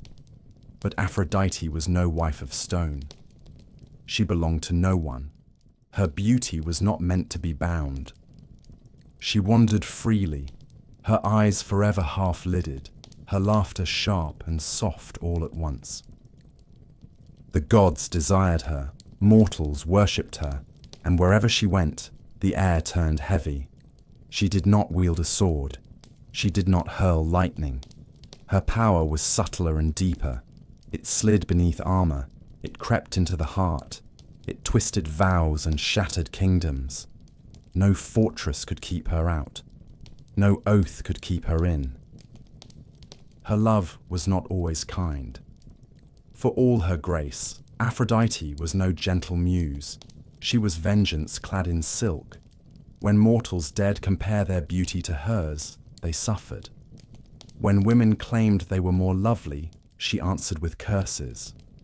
When Hippolytus scorned love itself, preferring chastity in the hunt, she set his stepmother's heart aflame with lust for him, and from that fire came ruin.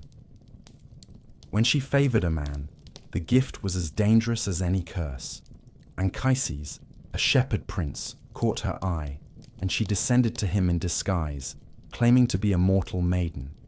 When he lay with her and later learned the truth, he trembled in fear.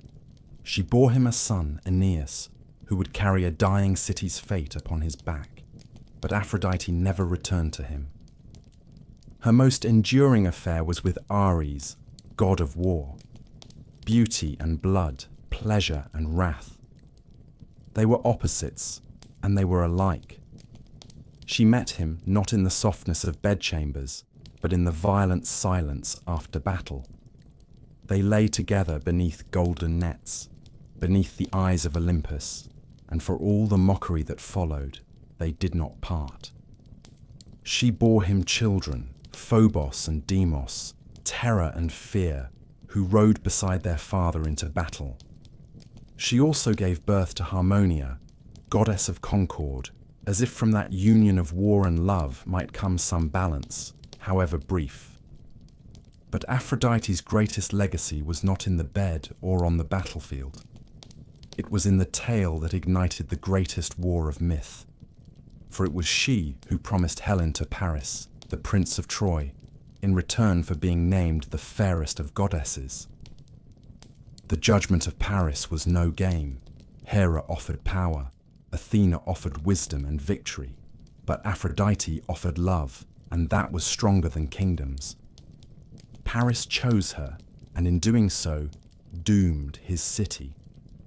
Helen, the wife of Menelaus, was taken, and the Greeks sailed to Troy with fire in their hearts.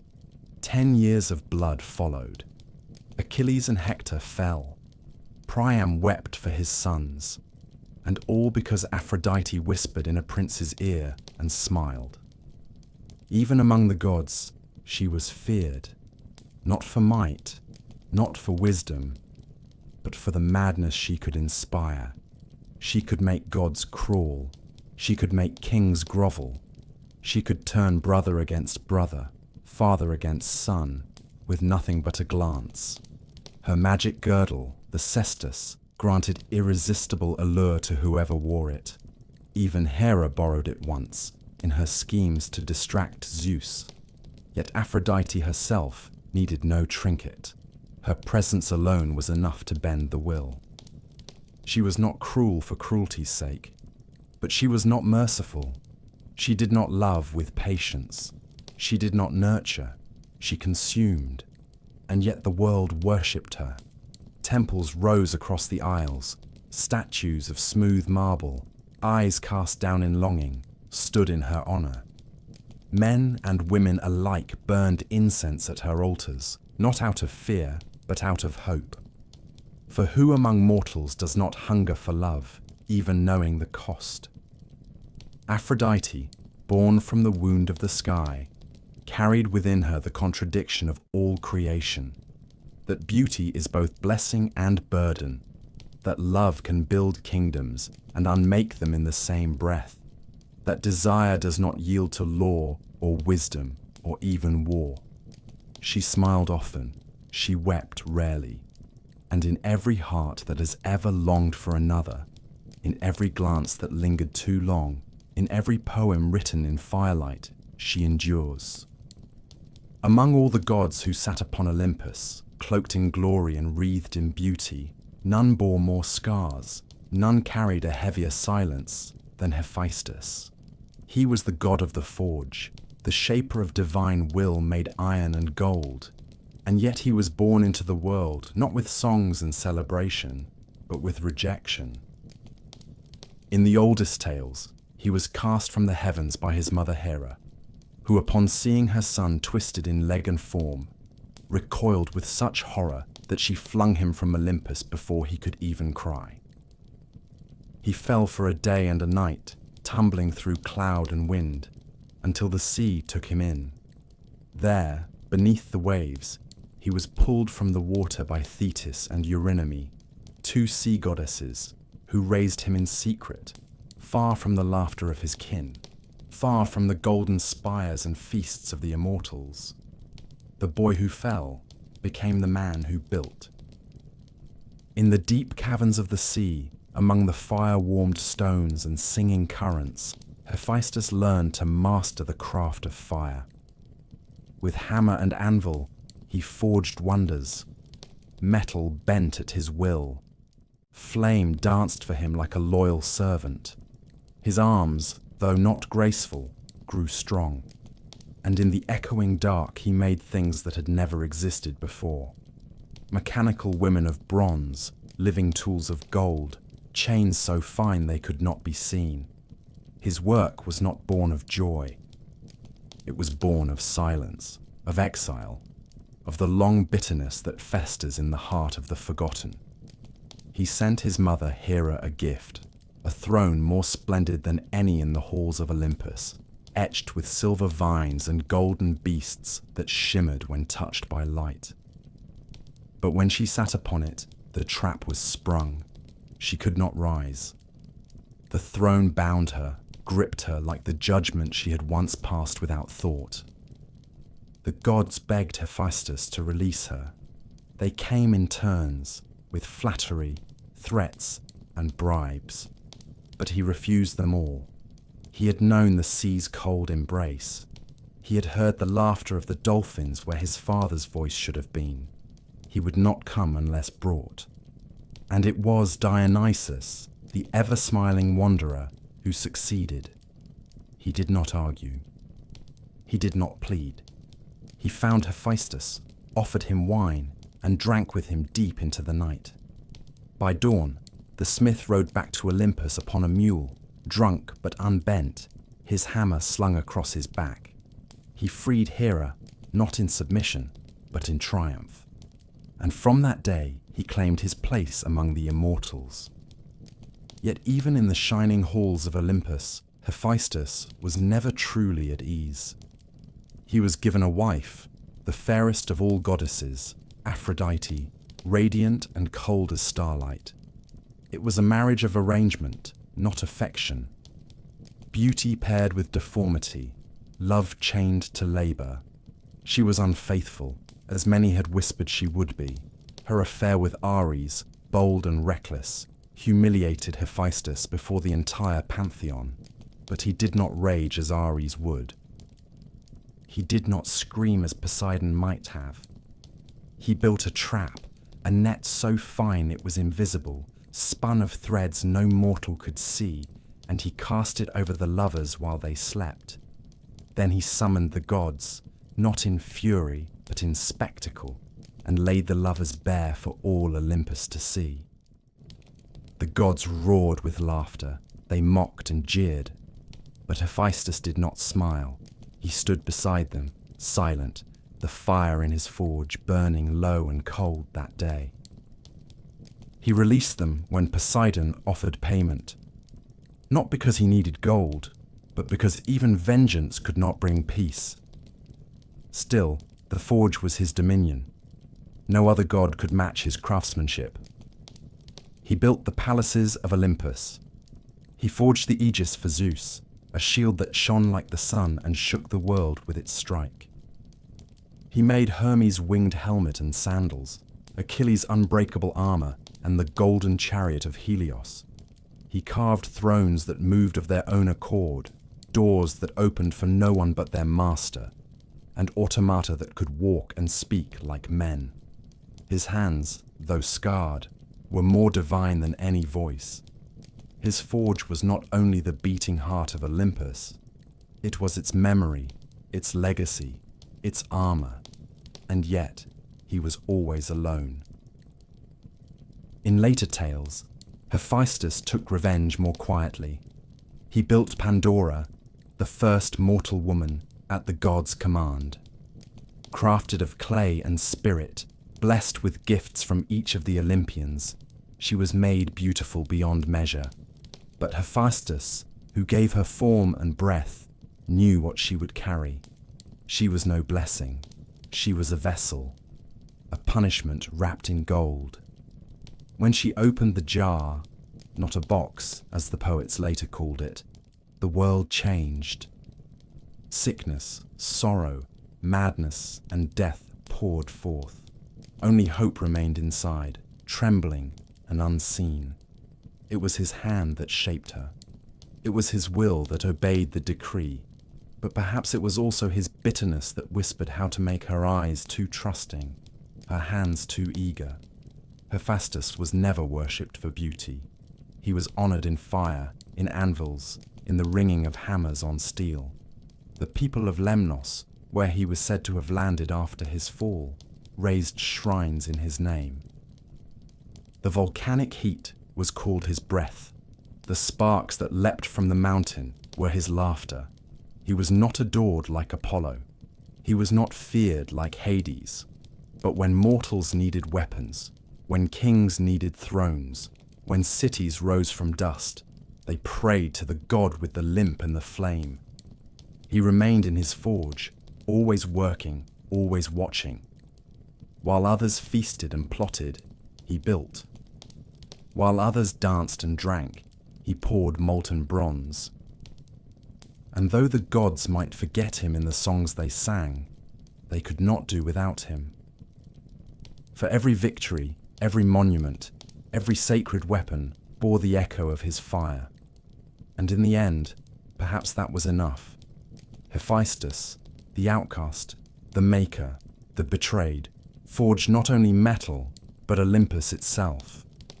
He bore no crown, but he shaped them all. On the day Hermes was born, the wind shifted. It was not a great tempest, nor a divine omen, but a quiet change, a trickle of air curling where none had been before. Maia, one of the Pleiades, dwelled in a cave on Mount Selene, far from Olympus, wrapped in solitude and shadow.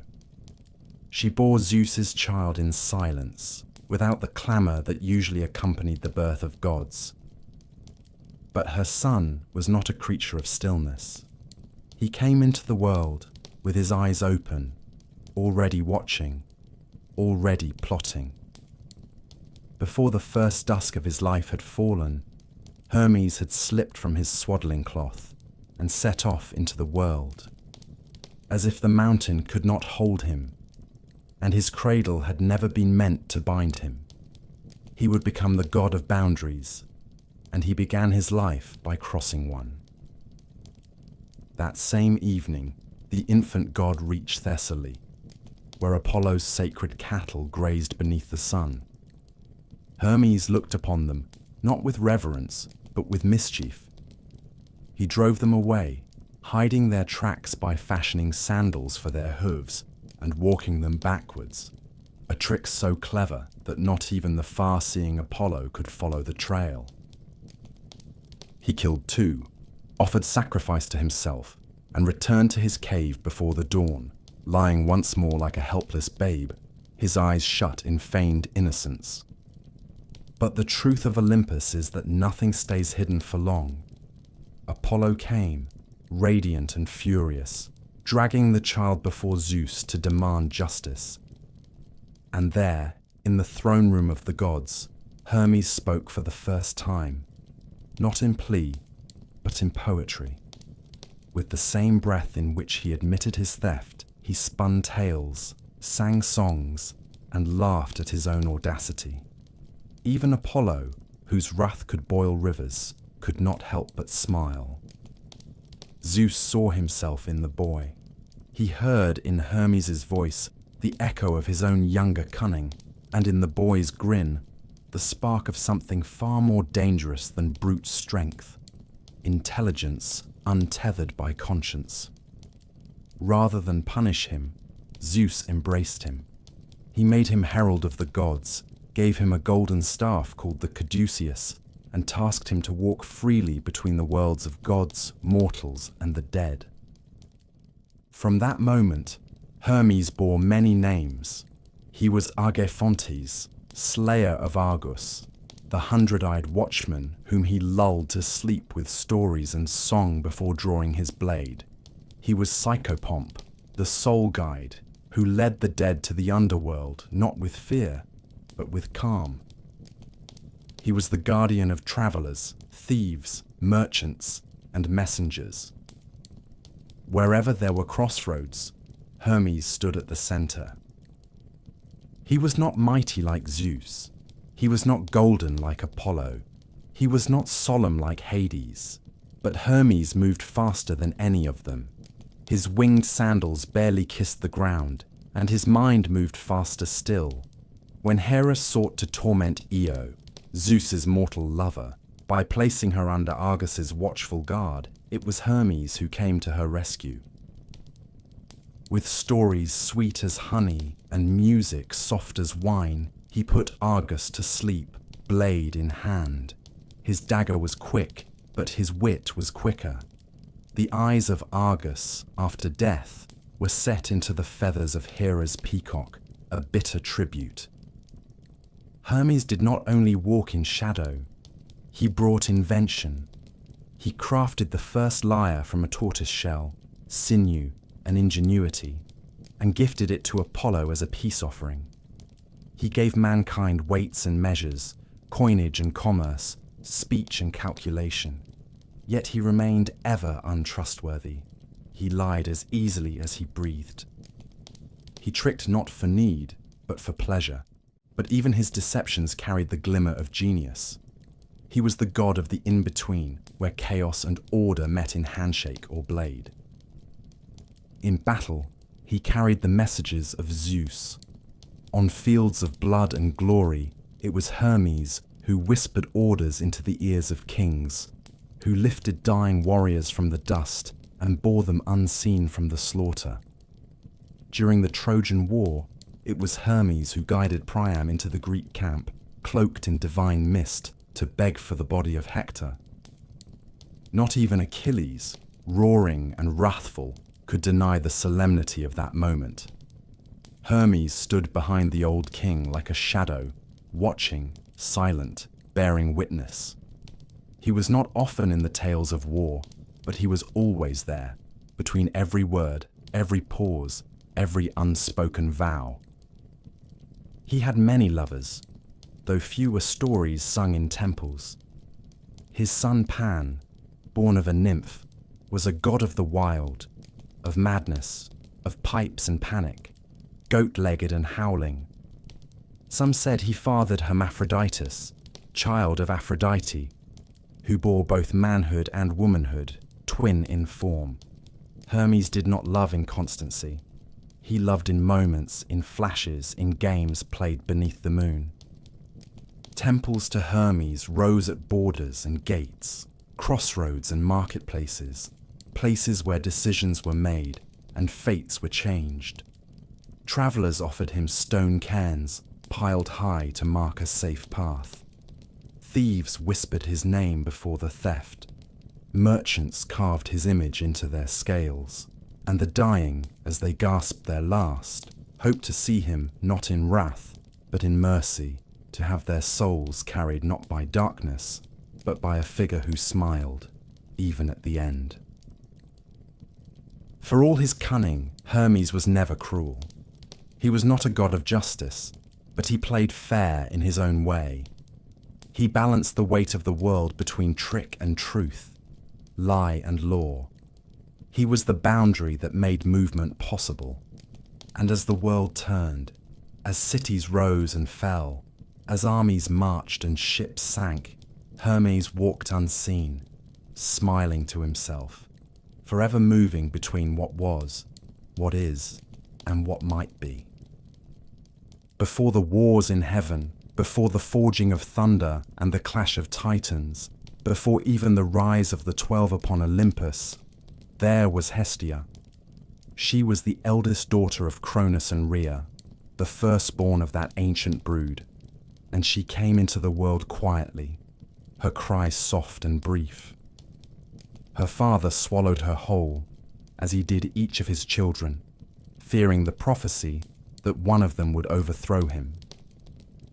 Inside the belly of Cronus, she waited in the darkness with her siblings, her flame banked but unextinguished.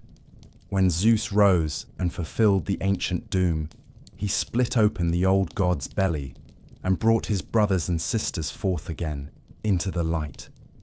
Hestia was the last to be freed, though she had been the first to be taken. Yet she bore no resentment. She emerged not in fury, but in peace, as if her long confinement had only deepened her stillness. And from that moment, she asked for little. While her brothers sought dominion over sea and sky, and her sisters turned their eyes to wisdom and harvest, Hestia chose the hearth. She asked Zeus for no temples, no golden chariot, no armies to bear her name. She wished only to keep the flame that warmed the house, that lit the meal, that marked the center of every home and city. She became the goddess of the hearth, and in that small, humble choice, she claimed a power deeper than any thunderbolt. For when the storms rage and empires fall, the hearth remains. It is the first fire lit in the morning and the last to die at night. It is the circle where family gathers, where sacrifices are made, where gods are fed, and where oaths are sworn. In every home where offerings were made, Hestia received the first and the last portion, for she was the beginning and the end of every rite. Her presence was not one of spectacle. There are no great battles told in her name, no lovers, no betrayals, no monstrous offspring or terrible vengeance. She did not stride into war, nor descend into the underworld. She stayed, always, and in that stillness she held the world together. While the other Olympians quarreled, while they seduced and schemed and spilled blood upon the earth, Hestia tended the fire that kept Olympus warm. It was she who kept the sacred flame alive in every city.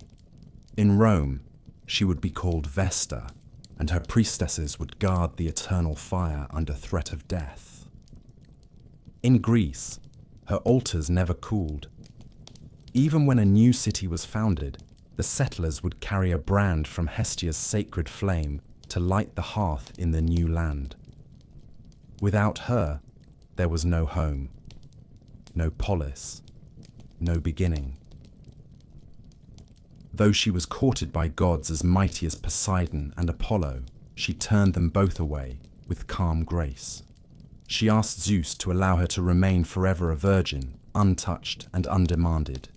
He granted her this, and in exchange she took no seat upon the Olympian council. She gave hers to Dionysus, the youngest god, the bringer of madness and vine. She did not weep at the loss. She had no need of thrones or titles. Her power was not in hierarchy, but in necessity. While the others thundered in temples of marble, Hestia lingered in the smallest flame of the poorest home, in the soft breath of warmth against a child's cheek, in the smoke curling upward from a shepherd's meal on a cold mountain. She was worshipped in silence, not song. There are few tales of her, and yet she is in every story. When Odysseus returned home, it was to the hearth Hestia blessed. When Agamemnon's halls were torn apart by murder and vengeance, the hearth's light was the first to falter. When cities rose in conquest, their laws were sworn beside her flame. When lovers wed, they touched her fire for fortune. And in the hours before dawn, when no other god stirred, she watched over the sleeping world, as she always had. The poets found little drama in her. They passed over her name in favor of battle and seduction. But the wise remembered. The hearth is what a house becomes only once it is lit. The hearth is what remains when all else is gone. A kingdom without a throne may still endure, but a home without a hearth is a ruin. And Hestia, eldest and youngest, forgotten and remembered, was never absent. In the end, she stood alone, not because she was cast out or driven away, but because she had chosen solitude. And in that solitude, she was loved not with passion or fear, but with reverence. For every fire sparked in her name, for every offering cast into the flame, her name lived on. She was the goddess of warmth, of safety, of return. When men lost everything and came back to ashes, it was Hestia's breath that stirred the first smoke once more. She needed no myth. She was the quiet truth beneath them all. Among the Olympians, there were gods of sky and gods of sea, gods of war and fire and wine, but only one whose sorrow could wither the earth, whose grief could turn abundance into dust.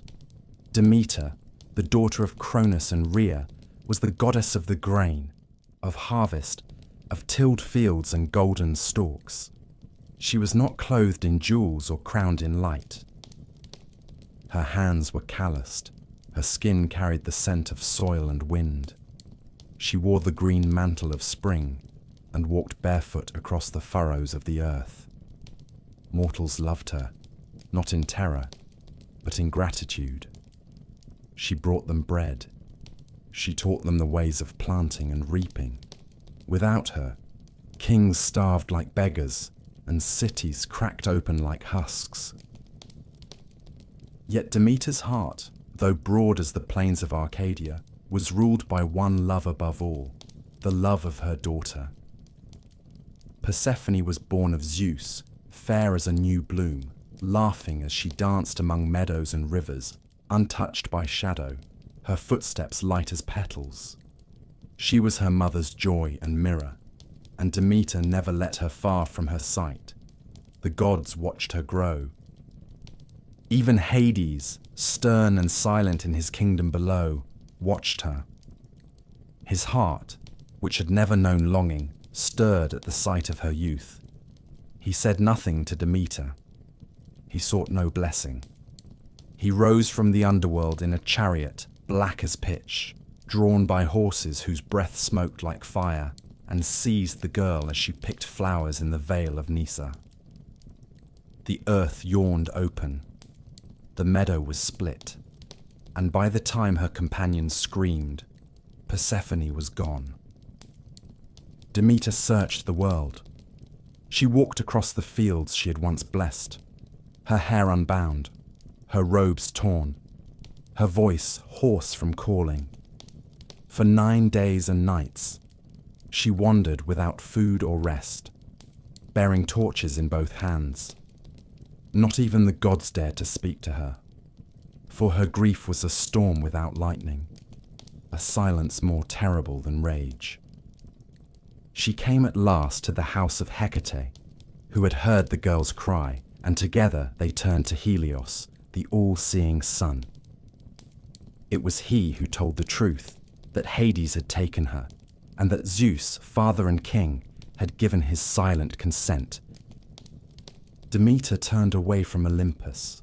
She cast off her divinity and walked the earth as a mortal. She came to Eleusis, where she sat beside a well, cloaked and unrecognizable. The daughters of King Celeus found her there and brought her to their mother, who welcomed the strange woman into her home. Demeter nursed the queen's son, Demophoon, and in secret tried to make him immortal, laying him in fire each night to burn away his mortal weakness. But the queen saw and screamed. The ritual was broken. Demeter revealed herself not in wrath, but in sorrow, and in her grief, she cursed the land. Nothing grew.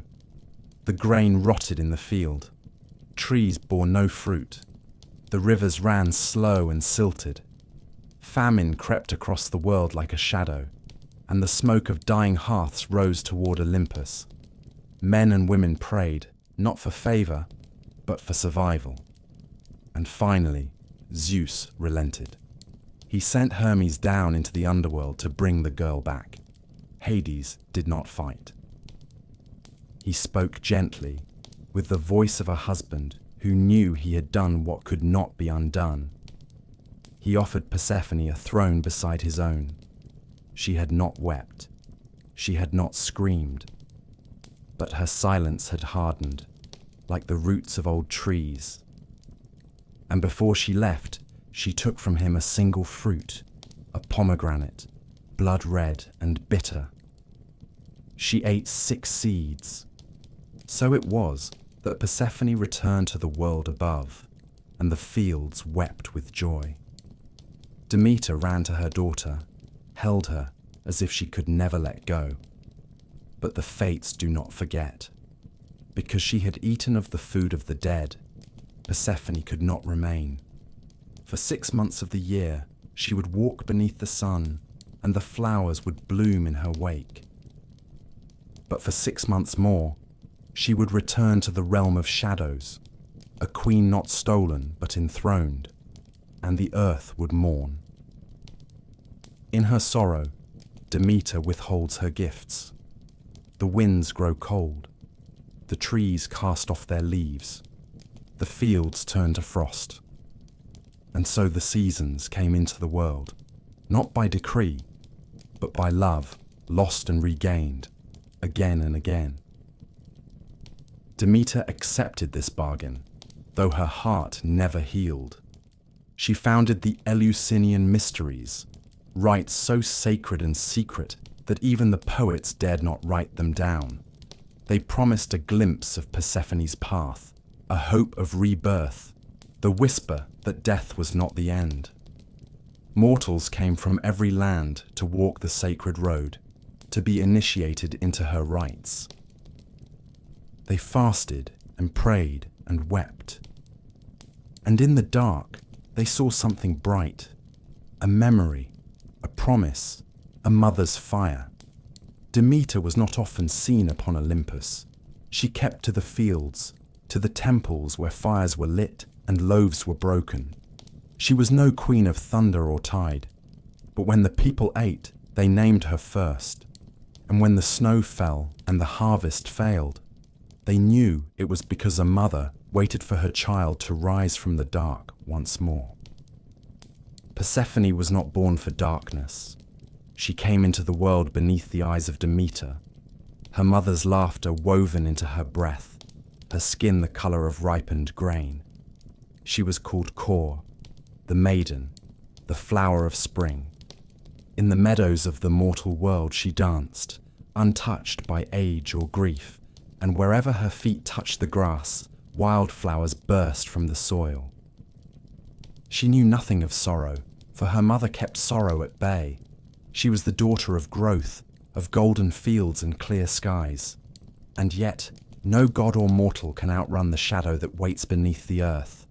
The world was not made to be only light. There is always a door beneath the root. There is always a silence beneath the song. It was in one such meadow that her fate caught her.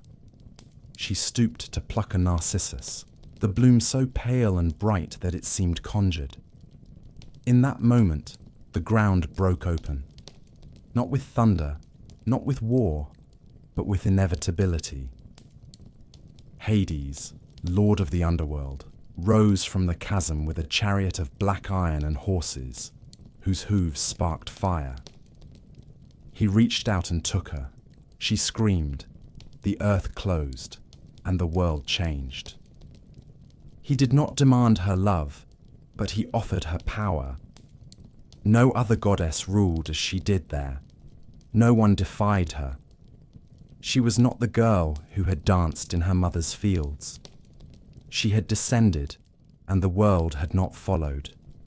She sat beside Hades in silence, and something within her began to settle.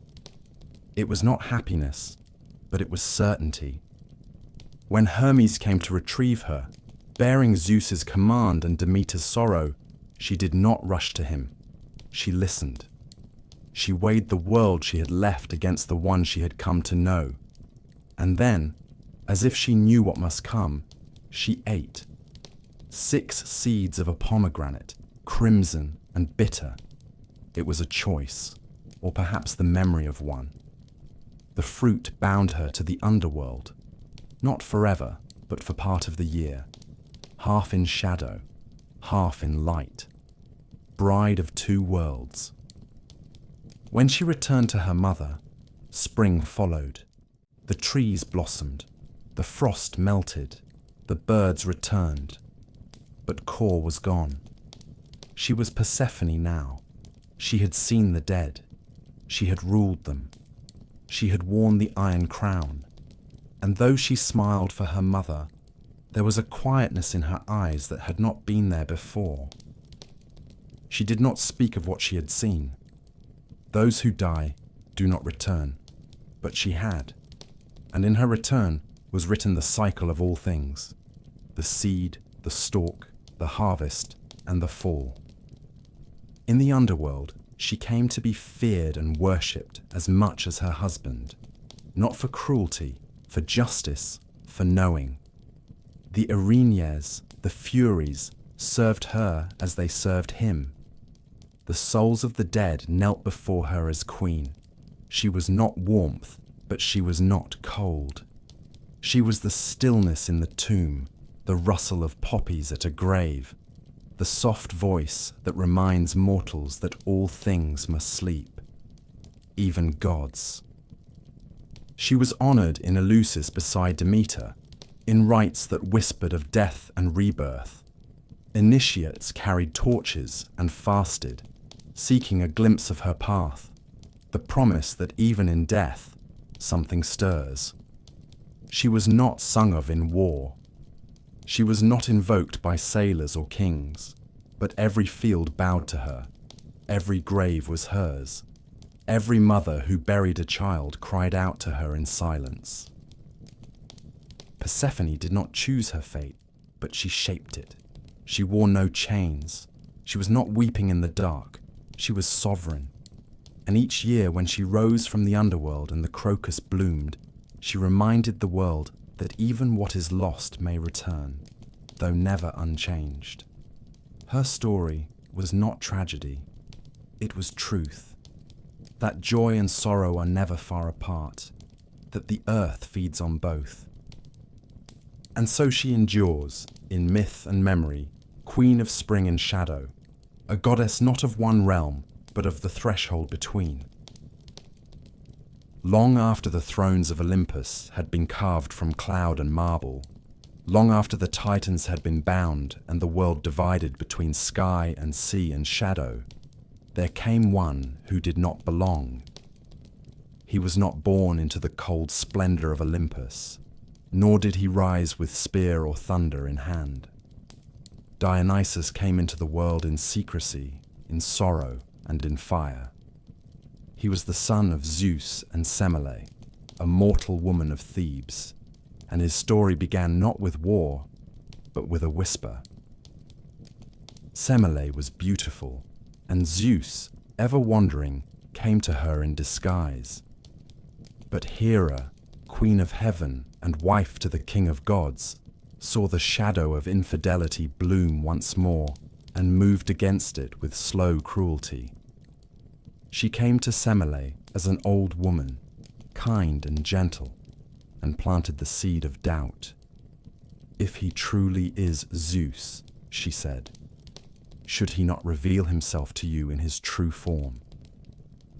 And so Semele, caught between faith and fear, begged Zeus to come to her as he came to Hera.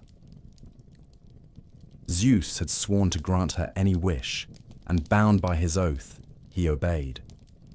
When he appeared in his divine glory, crowned in lightning, wrapped in celestial fire, the sight of him burned her to ash. But from her womb, he rescued the unborn child. He sewed the infant into his own thigh, carrying him there until he was ready to be born once more. And so Dionysus came into the world twice, once of woman, once of God. He was a child of death and life, of mortal ruin and immortal spark. And from the moment he cried out, the world trembled with something new. He would never fit in the orderly halls of Olympus. His power was not in dominion, but in unraveling.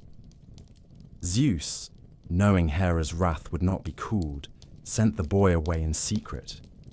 He was raised first by Hermes, then by the nymphs of Nysa, far from Olympus, in wild groves where vines crept over stone and music never stopped. There, Dionysus grew not like Apollo, straight and golden, but sideways, curling like ivy. He discovered the grape, the press, the cup.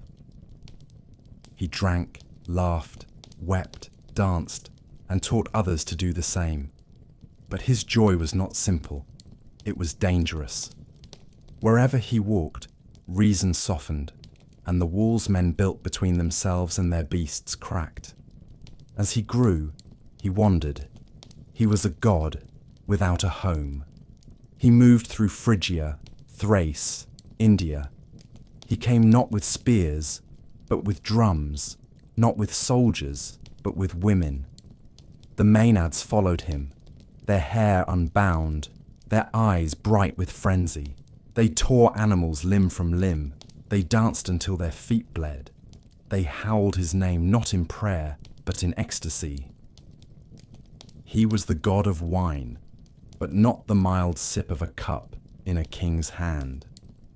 He was the god of intoxication, of letting go, of losing oneself in something greater, in madness, in music, in ritual. Yet those who denied him suffered.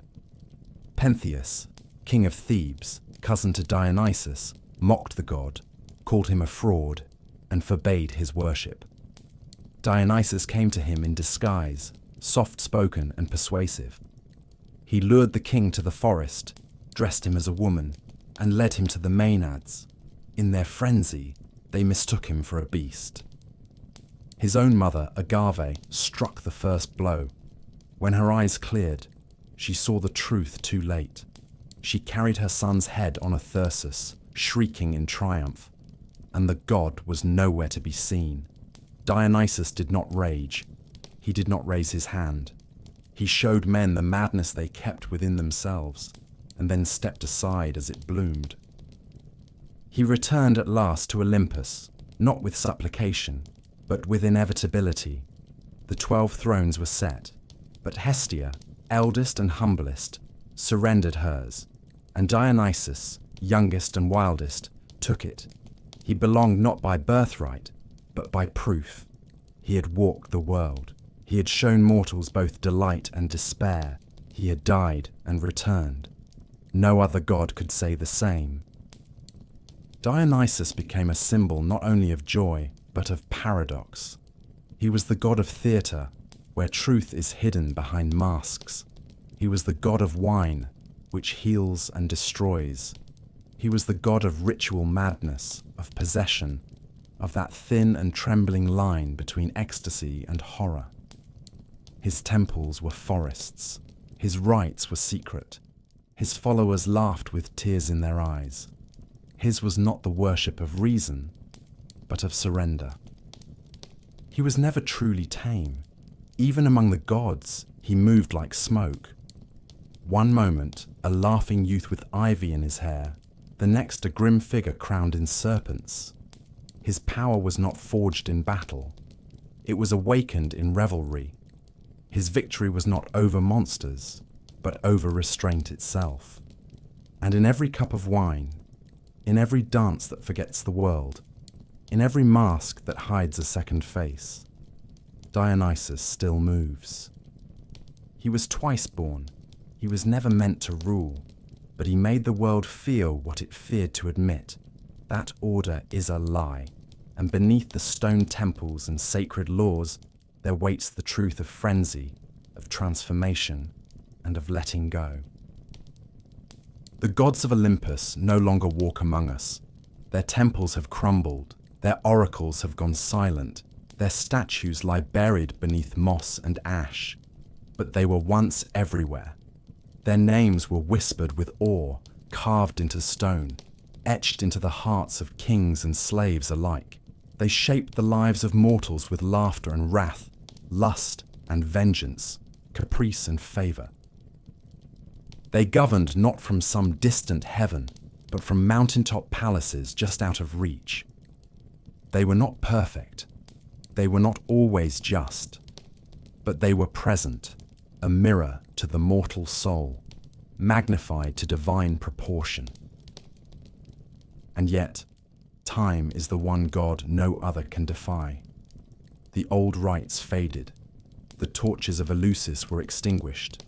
The feasts of Dionysus gave way to altars of another kind. Temples that once rang with song now house sheep and dust. And still, the Olympians endure. Not in thunder, not in glory, but in stories. They live in the rustle of pages, in the hush before a tale begins, in the hush after it ends. Their myths are not forgotten. They have merely changed their form. Zeus, who once ruled the skies with a clenched fist, now appears in the faces of kings, fathers, and tyrants. Poseidon, who shattered islands with his rage, is felt in every storm and shipwreck. Athena stands behind every wise decision, every clever war, every noble city. Apollo lives in music and prophecy, in the fever dream of art and sunlight. Artemis remains in forests untamed, in moonlight that touches the lonely path. Ares is found in every battlefield, not with a spear, but in the roar of bombs and the silence that follows. Hephaestus is there in the ring of hammer on steel, in every bridge and weapon, in every machine that bears man's ambition and suffering. Hermes flickers in every message, every word carried swiftly across continents, in every thief's grin. Hestia burns in every hearth, in every act of welcome, in the quiet center of a home. Demeter waits with the seeds, with the plough, in every famine and harvest. Persephone walks alongside every mourner, her hands cool and steady, the promise of spring in her eyes. And Dionysus dances still, in the revel, the madness, the ecstasy that tears the world open and rebuilds it again and again. Some say the gods were never real, that they were dreams born of fear and firelight, but others say they were more than real. They were necessary, not because they were gods, but because they were us, made immense. They fought, they loved, they betrayed, they forgave. They demanded worship, not to be adored, but because through them, mortals could glimpse something beyond themselves. The divine was never meant to be distant. It lived in the soil, the sea, the blood. It still does. In the end, Olympus was never only a place. It was a mirror. It was the high place where men looked up and saw something like themselves, writ vast and terrible, beautiful and broken. And though the gods no longer answer prayers, though no thunder rolls in reply to offerings burned, their stories remain. They endure because we endure, and perhaps that is their truest immortality. When the wind rises through the ruins of Delphi, when the moon casts shadows across a forgotten altar, when a story is told by firelight and a child's eyes widen with wonder, the gods stir, not in power, in memory, in myth, and in that they remain eternal.